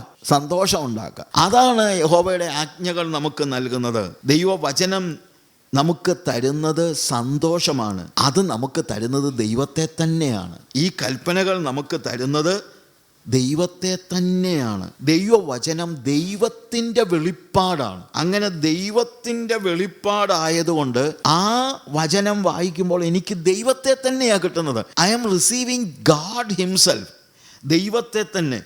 It is the revelation of God. വചനം വായിക്കും തോറും നമ്മൾ ദൈവത്തെ കൂടുതൽ കൂടുതൽ അറിയുകയാണ്. അങ്ങനെ ആകണം. വചനം വായിക്കും തോറും നമ്മൾ ദൈവത്തെ കൂടുതൽ കൂടുതൽ അറിയണം. ദൈവത്തെ കൂടുതൽ കൂടുതൽ അറിയുമ്പോൾ നമ്മൾ കൂടുതൽ കൂടുതൽ സന്തോഷിക്കുന്നത് നമുക്ക് അനുഭവിക്കാനായിട്ട് കഴിയും. അത് വെളിപ്പാടാണ്. ദൈവത്തെക്കുറിച്ച് ചില കാര്യങ്ങൾ നമ്മൾ പഠിക്കുന്നു എന്നുള്ളത് മാത്രമല്ല, അത് ദൈവം വെളിപ്പെടുത്തുന്ന കാര്യങ്ങളാണ് വചനം. It is not exactly knowledge, it is more than that, it is revelation. ആ റെവലേഷൻ ആയതുകൊണ്ടാണ് നമുക്ക് ജോയ് ഉണ്ടാകുന്നത്. വചനം വായിച്ചു കഴിയുമ്പോഴത്തേക്ക് ചിലപ്പം ദൈവവചനത്തിലുള്ള ചില കാര്യങ്ങളൊക്കെ നമ്മൾ അങ്ങോട്ട് അറിയുമ്പം ഒരു പുതിയ വെളിപ്പാടൊക്കെ കിട്ടുമ്പോൾ, പുതിയ വെളിപ്പാടെന്ന് പറഞ്ഞു കഴിഞ്ഞാൽ കണ്ണടച്ച് ഇരിക്കുമ്പോൾ വെട്ടം കണ്ടെന്ന് പറയുന്ന വെളിച്ചം, അതല്ല ഞാൻ പറഞ്ഞ വെളിപ്പാടല്ല. വചനം വായിക്കുമ്പോൾ വചനത്തിലൂടെ ദൈവം നമ്മുടെ ആത്മാവിൽ സംസാരിച്ച് ദൈവത്തെ നമ്മൾ കൂടുതൽ അറിയുമ്പോൾ എൻ്റെ നോളജ് നമ്മുടെ മനസ്സിലേക്കാണ് വരുന്നത്, പക്ഷെ റെവലേഷൻ വരുന്നത് നമ്മുടെ ആത്മാവിലേക്കാണ്. You see the difference. Knowledge വരുന്നത്, ബുദ്ധി വരുന്നത് നമ്മുടെ മനസ്സിലേക്കാണ്, പക്ഷേ വെളിപ്പാട് വരുന്നത് നമ്മുടെ ആത്മാവിലേക്കാണ്. ദൈവത്തെ അറിയും തോറും ഞാൻ ആനന്ദതന്തുലിതനാകുക എന്നൊക്കെ നമ്മൾ പറയുമല്ലോ, അങ്ങനൊരു അവസ്ഥയാണ് ദ ജോയ് ഓഫ് റെവലേഷൻ. കാരണം ഈ ജോയ് ഓഫ് റെവലേഷൻ എനിക്ക് അടുത്തത് റിലേഷൻ തരികയാണ്. റെവലേഷൻ റിലേഷനിലേക്ക് നയിക്കുകയാണ്, ബന്ധമാണ്. വെളിപ്പാട് ദൈവവുമായി ബന്ധപ്പെടുവാൻ ദൈവത്തിൻ്റെ വചനം, ദൈവത്തിൻ്റെ ന്യായപ്രമാണം, ദൈവത്തിൻ്റെ സാക്ഷ്യങ്ങൾ, ദൈവത്തിൻ്റെ ആജ്ഞകൾ എനിക്ക് പേടിപ്പെടുത്തുന്നതല്ല, അതെനിക്ക് ചില വെളിപ്പാടുകൾ തരികയാണ്. ദൈവത്തെക്കുറിച്ചുള്ള വെളിപ്പാട്, ദ ജോയ് ഓഫ് റിലേഷൻ. എൻ്റെ ബന്ധം വർദ്ധിക്കുകയാണ്. ദൈവ വെളിപ്പാടിൽ നമ്മൾ ദൈവത്തെ കൂടുതൽ അറിയുമ്പോൾ ഞാൻ കൂടുതൽ ദൈവബന്ധത്തിൽ വളരുകയാണ്. എൻ്റെ റെവലേഷൻ ഇൻക്രീസ് ചെയ്യുമ്പോൾ എൻ്റെ റിലേഷനും ഇൻക്രീസ് ചെയ്യും. വെളിപ്പാട് വർദ്ധിക്കുന്നതനുസരിച്ച് ദൈവവുമായിട്ടുള്ള എൻ്റെ ബന്ധവും വർദ്ധിച്ചുകൊണ്ടിരിക്കും. അപ്പോൾ ഞാൻ ദൈവത്തെ കൂടുതൽ സ്നേഹിക്കാൻ തുടങ്ങും. The more you know, the more you love. അങ്ങനെ ദൈവത്തെ അറിയുമ്പോൾ ദ ജോയ് ഓഫ് ഒബീഡിയൻസ്, വെളിപ്പാട് ദൈവത്തോട് എന്നെ കൂടുതൽ അടുപ്പിക്കുകയും അപ്പോൾ ഞാൻ കൂടുതൽ അനുസരിക്കുകയും ചെയ്യുന്നു. ദൈവത്തെ അനുസരിക്കുമ്പോൾ, അതൊക്കെ പരിശീലിച്ചാലേ പറ്റുള്ളൂ. ദൈവത്തെ അനുസരിക്കുമ്പോൾ എന്തൊരു സന്തോഷമാണെന്നറിയാമോ? എനിക്കങ്ങ് ആനന്ദമാണ്. ദൈവത്തെ അനുസരിക്കാൻ പറ്റുന്ന ഓരോ സാഹചര്യങ്ങളും, ദൈവം പറഞ്ഞ ഓരോ കാര്യങ്ങൾ ചെയ്യുമ്പോൾ സാധാരണ മനുഷ്യന് അതൊക്കെ ചെയ്യാൻ ബുദ്ധിമുട്ടായിരിക്കും. പക്ഷെ അത് നമ്മൾ ചെയ്യുമ്പോഴത്തേക്ക് നമ്മളങ്ങ് സന്തോഷിക്കുന്നതായ, അനുസരണം എന്നെ ആനന്ദിപ്പിക്കുന്നതായ അവസ്ഥ. എൻ്റെ ഹൃദയം തുടിക്കാൻ തുടങ്ങുകയാണ്. കാരണം ഞാൻ ദൈവത്തെ കൂടുതൽ അറിയുന്നു, ഞാൻ ദൈവത്തെ കൂടുതൽ അനുസരിക്കാൻ തുടങ്ങുന്നു. The joy of revelation, the joy of relation, the joy of obedience. ദൈവത്തിൻ്റെ വെളിപ്പാട് ദൈവത്തെ കൂടുതൽ അറിയുന്നതിന് എന്നെ പ്രാപ്തമാക്കുന്നു. അത് കൂടുതൽ ബന്ധത്തിലേക്ക് എന്നെ നയിക്കുന്നു. അങ്ങനെ ദൈവവുമായി കൂടുതൽ ബന്ധപ്പെടുമ്പോൾ ഞാൻ കൂടുതൽ അനുസരിക്കാൻ തുടങ്ങുന്നു. അതെൻ്റെ ഹൃദയത്തെ സന്തോഷിപ്പിക്കുന്നു. യഹോവയുടെ ആജ്ഞകൾ നേരുള്ളവ, അവ ഹൃദയത്തെ സന്തോഷിപ്പിക്കുന്നു. യഹോവയുടെ കൽപ്പന നിർമ്മലമായത്, അത് കണ്ണുകളെ പ്രകാശിപ്പിക്കുന്നു. കമാൻഡ്മെൻറ്റ്സ്, അത് നിർമ്മലമായി, it is pure, it is free from all stains. ഒരു ചെറിയ പാടുപോലും ഇല്ലാത്തതാണ് യഹോവയുടെ കൽപ്പന. അത് കണ്ണുകളെ പ്രകാശിപ്പിക്കുന്നു. യഹോവയുടെ ആജ്ഞകൾ എൻ്റെ ഹൃദയത്തെ സന്തോഷിപ്പിക്കുന്നു, അതെന്നെ അനുസരിക്കാൻ പഠിപ്പിക്കുന്നു. പക്ഷെ ഇപ്പോഴെന്താണെന്നറിയാമോ? യഹോവയുടെ കൽപ്പനകൾ, കമാൻഡ്മെൻറ്റ്സ്, അത് എൻ്റെ കണ്ണുകളെ പ്രകാശിപ്പിക്കുന്നു. എൻലൈറ്റനിങ് മൈ ഐസ്, എൻ്റെ പേഴ്സ്പെക്റ്റീവ്, എൻ്റെ കാഴ്ചപ്പാടിനെ മാറ്റിമറിക്കുകയാണ്. ഇന്നലെ വരെ ഉണ്ടായിരുന്ന എൻ്റെ കാഴ്ചപ്പാട്, വചനം വായിക്കുന്തോറും എൻ്റെ കാഴ്ചപ്പാട് മാറുകയാണ്. ജീവിതത്തോടുള്ള എൻ്റെ കാഴ്ചപ്പാട് മാറുകയാണ്. മറ്റുള്ളവരോടുള്ള എൻ്റെ കാഴ്ചപ്പാട് മാറുകയാണ്. എന്നെ രൂപാന്തരപ്പെടുത്തുകയാണ്. ഇപ്പോൾ അത് തന്നെയല്ല, എൻ്റെ പേഴ്സ്പെക്റ്റീവ്, ഇനിയിപ്പോൾ എങ്ങനെ മുന്നോട്ട് പോകണം എന്നുള്ളതിനൊക്കെ എനിക്ക് ഒരു ഡിഫറൻ്റ് ആയിട്ടുള്ള ഒരു കാഴ്ചപ്പാട്, ഒരു റെവലേഷനുണ്ട്. 119 സങ്കീർത്തനത്തിൽ 105 വാക്യത്തിൽ, നിൻ്റെ വചനം എൻ്റെ കാലിന് ദീപവും എൻ്റെ പാതയ്ക്ക് പ്രകാശവുമാകുന്നു. എൻ്റെ കാലിന് ദീപം, മൈ ഫീറ്റ്, എൻ്റെ പാതയ്ക്ക്, എൻ്റെ കാഴ്ചപ്പാടുകളെ നിയന്ത്രിക്കുന്നത് ദൈവവചനമാണ്. ഞാൻ എങ്ങോട്ട് പോകണം, എന്ത് ചെയ്യണം, അതെല്ലാം വചനം എനിക്ക് പറഞ്ഞു തരുന്നു. ഞാൻ സ്വയമായിട്ട് എടുക്കുന്ന തീരുമാനങ്ങളല്ല, സ്വയമായിട്ട് തീരുമാനമെടുത്തല്ല നമ്മൾ മുന്നോട്ട് പോകേണ്ടത്. If you are A child of God, ദൈവത്തിൻ്റെ വചനം നിൻ്റെ കാലിന് ദീപവും നിൻ്റെ പാതയ്ക്ക് പ്രകാശമാണ്. ആ വഴിയെ വേണം നടക്കാൻ. നമ്മൾ തോന്നുന്ന വഴിയെ നടക്കാൻ ഇനി പറ്റില്ല, അതിൻ്റെ ആവശ്യമില്ലല്ലോ. നമ്മളങ്ങ് സന്തോഷിക്കുകയല്ലേ. ഞാൻ ഇന്ന് കാണുന്നത് തന്നെ എൻ്റെ കാഴ്ചപ്പാട് ഡിഫറൻറ്റാണ്.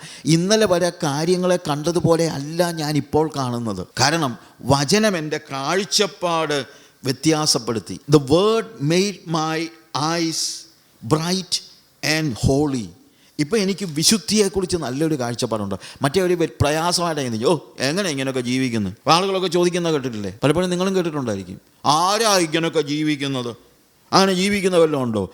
ഇതൊക്കെ പിന്നെ എഴുതി വച്ചിരിക്കുന്നത് നിന്നെ കൊണ്ട് ജീവിക്കാൻ പറ്റത്തില്ല എന്ന് പറയാനാണ്. ഇവിടെയുള്ളവരെ, എൻ്റെ സ്വന്തം ശക്തി കൊണ്ട് ജീവിക്കുകയല്ല ഞാൻ, ഇത് എനിക്ക് ജീവിക്കാൻ വേണ്ടി തന്നിരിക്കുക. ചിലർ പറയുന്നത് മത്തായി 5, 6, 7 ഒക്കെ വെറുതെ വേദോസിൽ എഴുതി വെച്ചെന്നുള്ളതേ ഉള്ളൂ, നിന്നെ കൊണ്ടൊന്നും ജീവിക്കാൻ പറ്റത്തില്ലെന്ന് പറയാൻ വേണ്ടിയാണെന്ന്. അങ്ങനെ എഴുതി വെക്കത്തില്ല. ഇത് എഴുതി വെച്ചിട്ടുണ്ടെങ്കിൽ അതിൻ്റെ അർത്ഥം നീ ജീവിക്കണമെന്നാണ്. ഹല്ലേലൂയ. ജീവിക്കാൻ നമ്മുടെ സ്വന്തം ശക്തി കൊണ്ട് കഴിയത്തില്ല.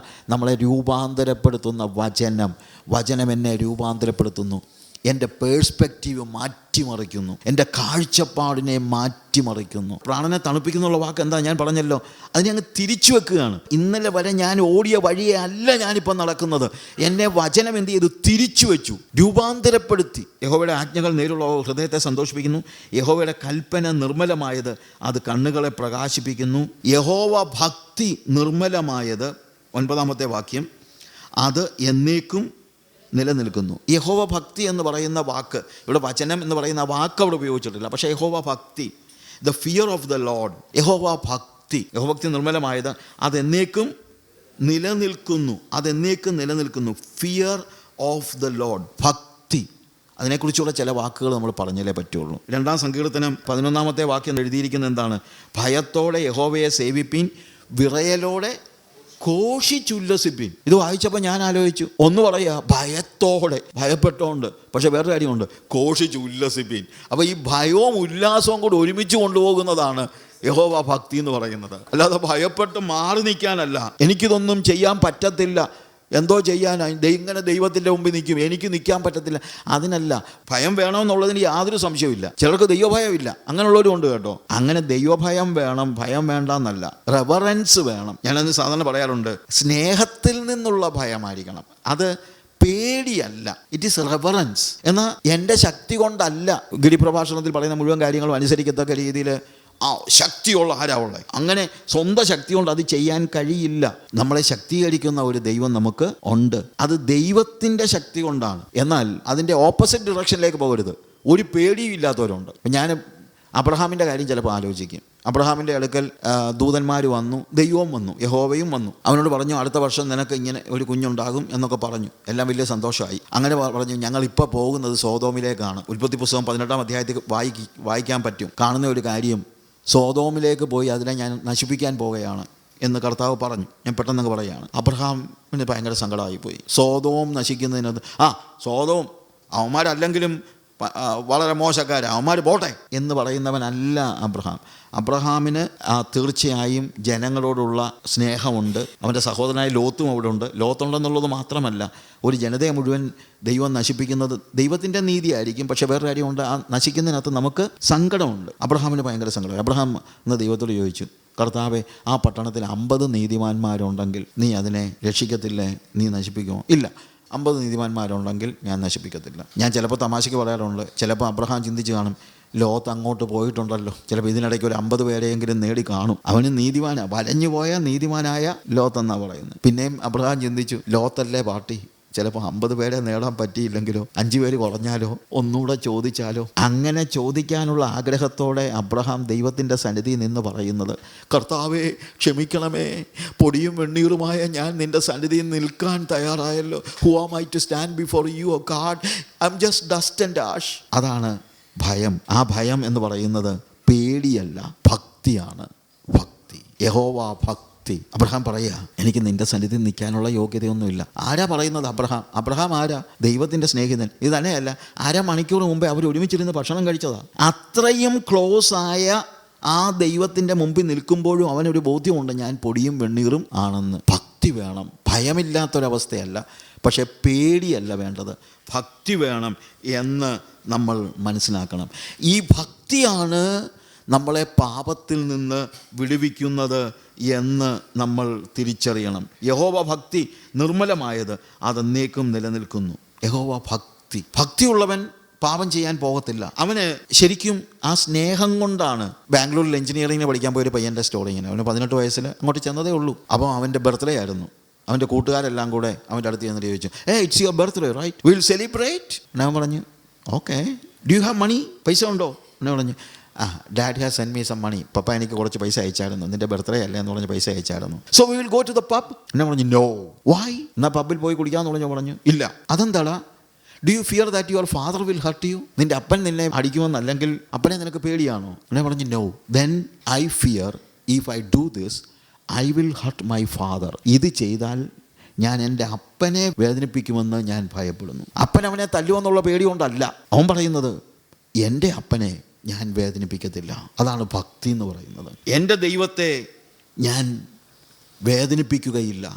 യഹോവ ഭക്തി അത് സ്നേഹത്തിൽ നിന്നുള്ളതാണ്. ഞാൻ ബീഡിക്ക് വിളിച്ചപ്പോഴത്തേക്ക് ഒരു പോയം ഞാനിങ്ങനെ പഠിച്ചിരുന്നു. ഒരു വ്യക്തി ദൈവത്തോട് ഇങ്ങനെ പ്രാർത്ഥിക്കുന്ന ഒരു പ്രാർത്ഥന, ഒരു പോയം. ആ പ്രാർത്ഥനയിൽ അദ്ദേഹം പറയുന്ന കാര്യം ഇതാണ്: ദൈവമേ, ഞാൻ എന്തിനാണ് അങ്ങയെ പിൻപറ്റുന്നത്? ആ കവിതയ്ക്കകത്ത് പറയുകയാണ്, നരകത്തെ പേടിച്ചാണ് ഞാൻ നിന്നെ ഭയപ്പെടുന്നതെങ്കിൽ ആ നരകത്തിൽ തന്നെ എന്നെ തള്ളിയിട്ടോളൂ. സ്വർഗം മോഹിച്ചാണ് ഞാൻ നിന്നെ സ്നേഹിക്കുന്നതെങ്കിൽ സ്വർഗത്തിൻ്റെ വാതിൽ എനിക്ക് നേരെ കൊട്ടി അടച്ചോളൂ. അല്ല, നിന്നെ മാത്രം മോഹിച്ചാണ് ഞാൻ നിൻ്റെ പിന്നാലെ വരുന്നതെങ്കിൽ എന്നെ നിൻ്റെ മാറോട് ചേർത്തണയ്ക്കണമേ. അതാണ് ഭക്തി എന്ന് പറയുന്നത്. നരകത്തെ പേടിച്ചിട്ടുമല്ല, സ്വർഗം മോഹിച്ചിട്ടുമല്ല. പാപം ചെയ്താൽ നരകത്തിൽ പോകും, അത് വേറെ കാര്യം. ദൈവത്തെ അനുസരിച്ച് ജീവിച്ചാൽ സ്വർഗത്തിൽ പോകാം, അതും നല്ല കാര്യം. അതിൻ്റെ എല്ലാം അപ്പുറത്ത് ദൈവസ്നേഹം, യഹോവ ഭക്തി. പ്രിയമുള്ളവരെ, അങ്ങനെയുള്ള ഭക്തിയാണ് നമുക്ക് ആവശ്യം.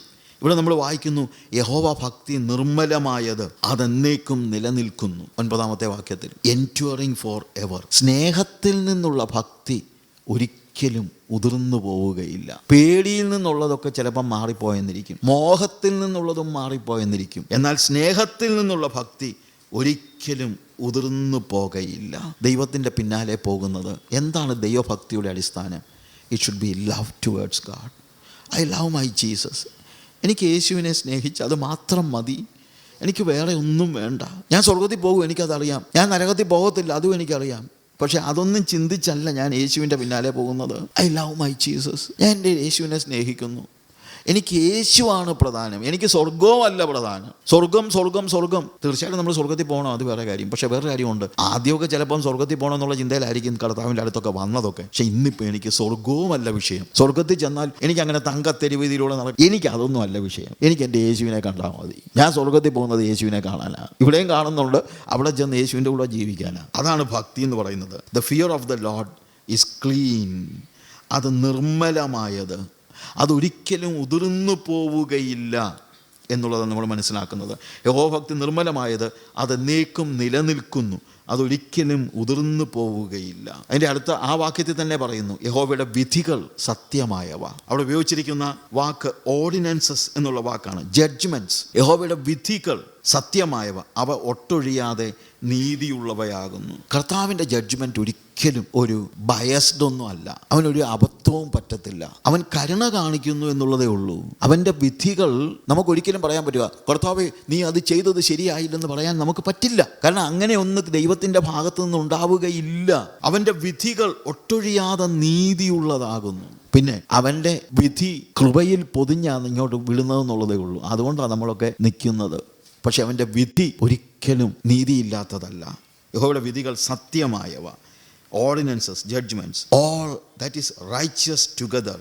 യഹോവയുടെ വിധിയിൽ ഒരു അന്യായം ഒരിക്കലും ഉണ്ടാവുകയില്ല. ദൈവത്തിന് വചനത്തിന് കൊടുത്തിരിക്കുന്ന പേരുകൾ: ന്യായപ്രമാണം, the law of the Lord; യഹോവയുടെ സാക്ഷ്യം, ടെസ്റ്റിമണി ഓഫ് ദ ലോർഡ്; യഹോവയുടെ ആജ്ഞ, സ്റ്റാറ്റ്യൂട്ട്സ് ഓഫ് ദ ലോർഡ്; യഹോവയുടെ കൽപ്പന, കമാൻഡ്മെൻറ്റ്സ് ഓഫ് ദ ലോർഡ്. യഹോവ ഭക്തി അത് വചനവുമായി ബന്ധപ്പെടുത്തി അല്ലെങ്കിലും അതിനോട് ചേർത്ത് പറഞ്ഞിരിക്കുന്ന ഒരു കാര്യമാണ് ഫിയർ ഓഫ് ദ ലോർഡ്.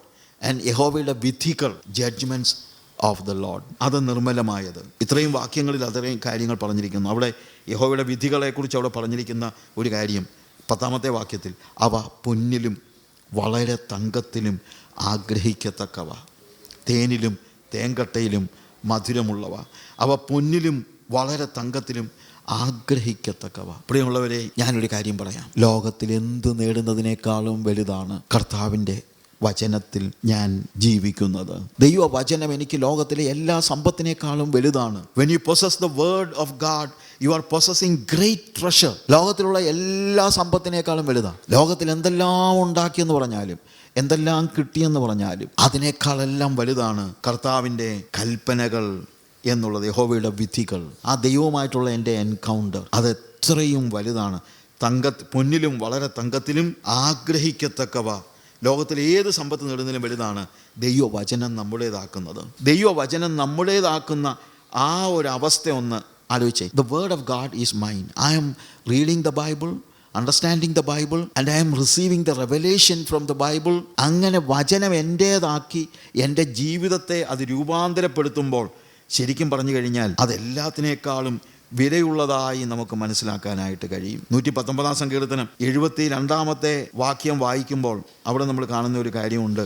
1000 പൊൻവെള്ളി നാണ്യങ്ങളെക്കാൾ നിൻ്റെ വായിൽ നിന്നുള്ള ന്യായപ്രമാണം എനിക്ക് ഉത്തമം. പൊൻവെള്ളി നാണയം എന്നുള്ള ഒറ്റ വാക്ക് പറഞ്ഞ് നിർത്തുകയല്ല, 1000 ഇൻറ്റു 1000 എന്ന് കൂട്ടിക്കൂ. 1000 പൊൻവെള്ളി നാണ്യങ്ങളെക്കാൾ വലുതാണ് നിൻ്റെ വായിൽ നിന്നുള്ള ന്യായപ്രമാണം. അങ്ങനെ ആ ഒരു വാല്യൂ നമ്മൾ ദൈവവചനത്തിന് കൊടുത്തിട്ടുണ്ടോ? 1000 പൊൻവെള്ളി നാണ്യങ്ങളെക്കാൾ വലുതാണ് എനിക്ക് ദൈവത്തിൻ്റെ വചനം എന്ന് എനിക്ക് പറയാനായിട്ട് കഴിയുമോ? No. When I read Bible, I am privileged.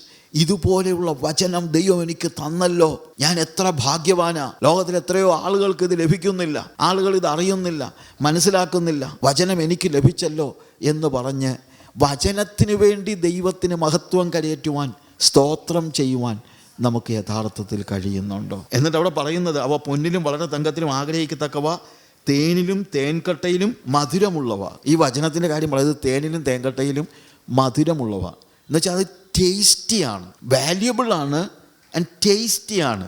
വലിച്ചു കുടിക്കാൻ തോന്നുന്ന രീതിയിൽ വചനം രുചിയോടെ ഭക്ഷിക്കണം. നമുക്കതിന് കഴിയുന്നുണ്ടോ? ഒന്ന് ആലോചിച്ച് നോക്കിയേ പ്രിയമുള്ളവരെ. തീർച്ചയായിട്ടും വചനത്തെ നമ്മൾ അതിൻ്റെ വില മനസ്സിലാക്കി സ്നേഹിക്കണം. നമ്മൾ തുടങ്ങിയ വാക്കിലേക്ക് നമുക്ക് മടങ്ങി വന്നാൽ 19 വാക്യം, യഹോവയുടെ ന്യായപ്രമാണം തികവുള്ള ന്യായപ്രമാണത്തെക്കുറിച്ചാണ് നമ്മൾ ഇന്ന് പഠിച്ചതെല്ലാം. തികവുള്ള ന്യായപ്രമാണം, ഇറ്റ് ഈസ് പെർഫെക്റ്റ്. അത് പ്രാണനെ തണുപ്പിക്കുന്നു, എന്നെ റെസ്റ്റോർ ചെയ്യുന്നു. മലയാളം വായിക്കുമ്പോൾ പെട്ടെന്ന് നമുക്ക് ഒരു തണുപ്പുണ്ട് എന്ന് പറയുന്നത് അങ്ങനെയല്ല, എന്നെ റെസ്റ്റോർ ചെയ്യുന്നു. വചനം വായിക്കുമ്പോൾ നമുക്ക് ആശ്വാസം തോന്നണം, പക്ഷേ റെസ്റ്റോർ ചെയ്യുന്നില്ലെങ്കിൽ അതുകൊണ്ട് പ്രയോജനം ഉണ്ടാകുന്നില്ല. വായിക്കുമ്പോഴെല്ലാം അങ്ങനെ പ്രാർത്ഥിച്ചുകൊണ്ട് വേണം വായിക്കാൻ.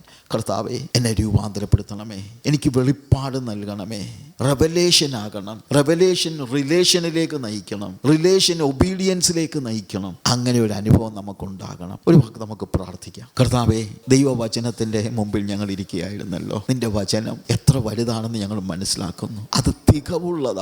It is perfect. പൂർണ്ണതയുള്ള വചനം, ഞങ്ങളെ രൂപാന്തരപ്പെടുത്തുന്ന വചനം. കർത്താവേ, നിന്റെ ന്യായപ്രമാണം തികവുള്ളത്, അത് പ്രാണനെ രൂപാന്തരപ്പെടുത്തുന്നു. യഹോവയുടെ സാക്ഷ്യം വിശ്വാസ്യമാകുന്നു. അത് അല്പബുദ്ധിയെ അൺകൺസേൺഡ് ആയിട്ടുള്ളൊരവസ്ഥ ഞങ്ങൾക്കും ഉണ്ടായിരുന്നു കർത്താവേ. അത് ഞങ്ങളെ ദൈവത്തിന് ജ്ഞാനിയാക്കുന്ന വചനമാണല്ലോ. ഒരിക്കലും ഞങ്ങൾ അതിനെ ഗ്രഹിച്ചില്ല, ഞങ്ങൾ അൺകൺസേൺഡ് ആയിരുന്നു. പക്ഷെ ഇനി ഒരിക്കലും അങ്ങനെ ആകുവാൻ ഇടയാക്കരുതേ കർത്താവേ. വചനത്തോടുള്ള ആഭിമുഖ്യം കൊണ്ട് ഞങ്ങളുടെ ഹൃദയത്തെ നീ നിറയ്ക്കണമേ കർത്താവേ. ഒരു വലിയ അനുഭവം വചനം വായിക്കുമ്പോൾ ഞങ്ങൾക്കുണ്ടാകണമേ എന്ന് ഞങ്ങൾ പ്രാർത്ഥിക്കുന്നു. ഞങ്ങളെ കർത്താവേ ദൈവത്തിന് ജ്ഞാനികളാക്കുവാൻ അത് കഴിയണമേ. യഹോവയുടെ ആജ്ഞകൾ നേരുള്ളവ, അത് ഹൃദയത്തെ സന്തോഷിപ്പിക്കുന്നു എന്ന് നിന്റെ വചനത്തിലുണ്ടല്ലോ. ഞങ്ങളുടെ ഇമോഷൻസിനെയും നീ ശ്രദ്ധിക്കുന്നുണ്ടെന്ന് ഞങ്ങൾ മനസ്സിലാക്കുന്നു. ഹൃദയത്തെ സന്തോഷിപ്പിക്കുന്നല്ലോ. ഞങ്ങളുടെ ജീവിതത്തിന് വലിയ വ്യതിയാനത്തെ നീ നൽകണമേ.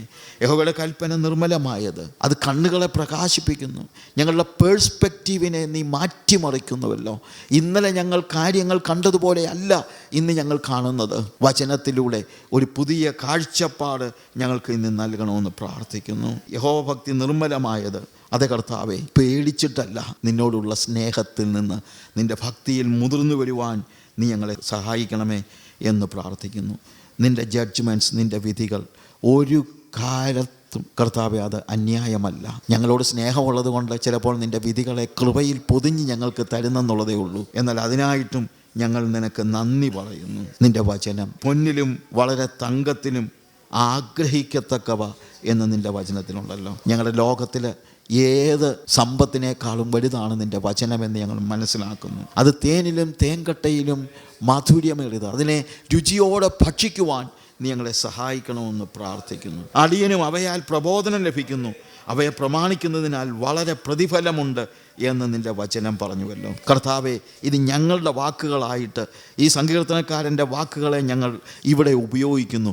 അടിയനും അവയാൽ പ്രബോധനം ലഭിക്കുന്നു. അതെ കർത്താവേ, ഈ വചനമാണ് അടിയങ്ങളെ രൂപാന്തരപ്പെടുത്തിയത് എന്ന് ഞങ്ങൾ മനസ്സിലാക്കുന്നു. ഹല്ലേലൂയ. അവയെ പ്രമാണിക്കുന്നവർക്ക് വളരെ പ്രതിഫലമുണ്ട്. കർത്താവേ, അടിയനും അവയാൽ പ്രബോധനം ലഭിക്കുന്നു.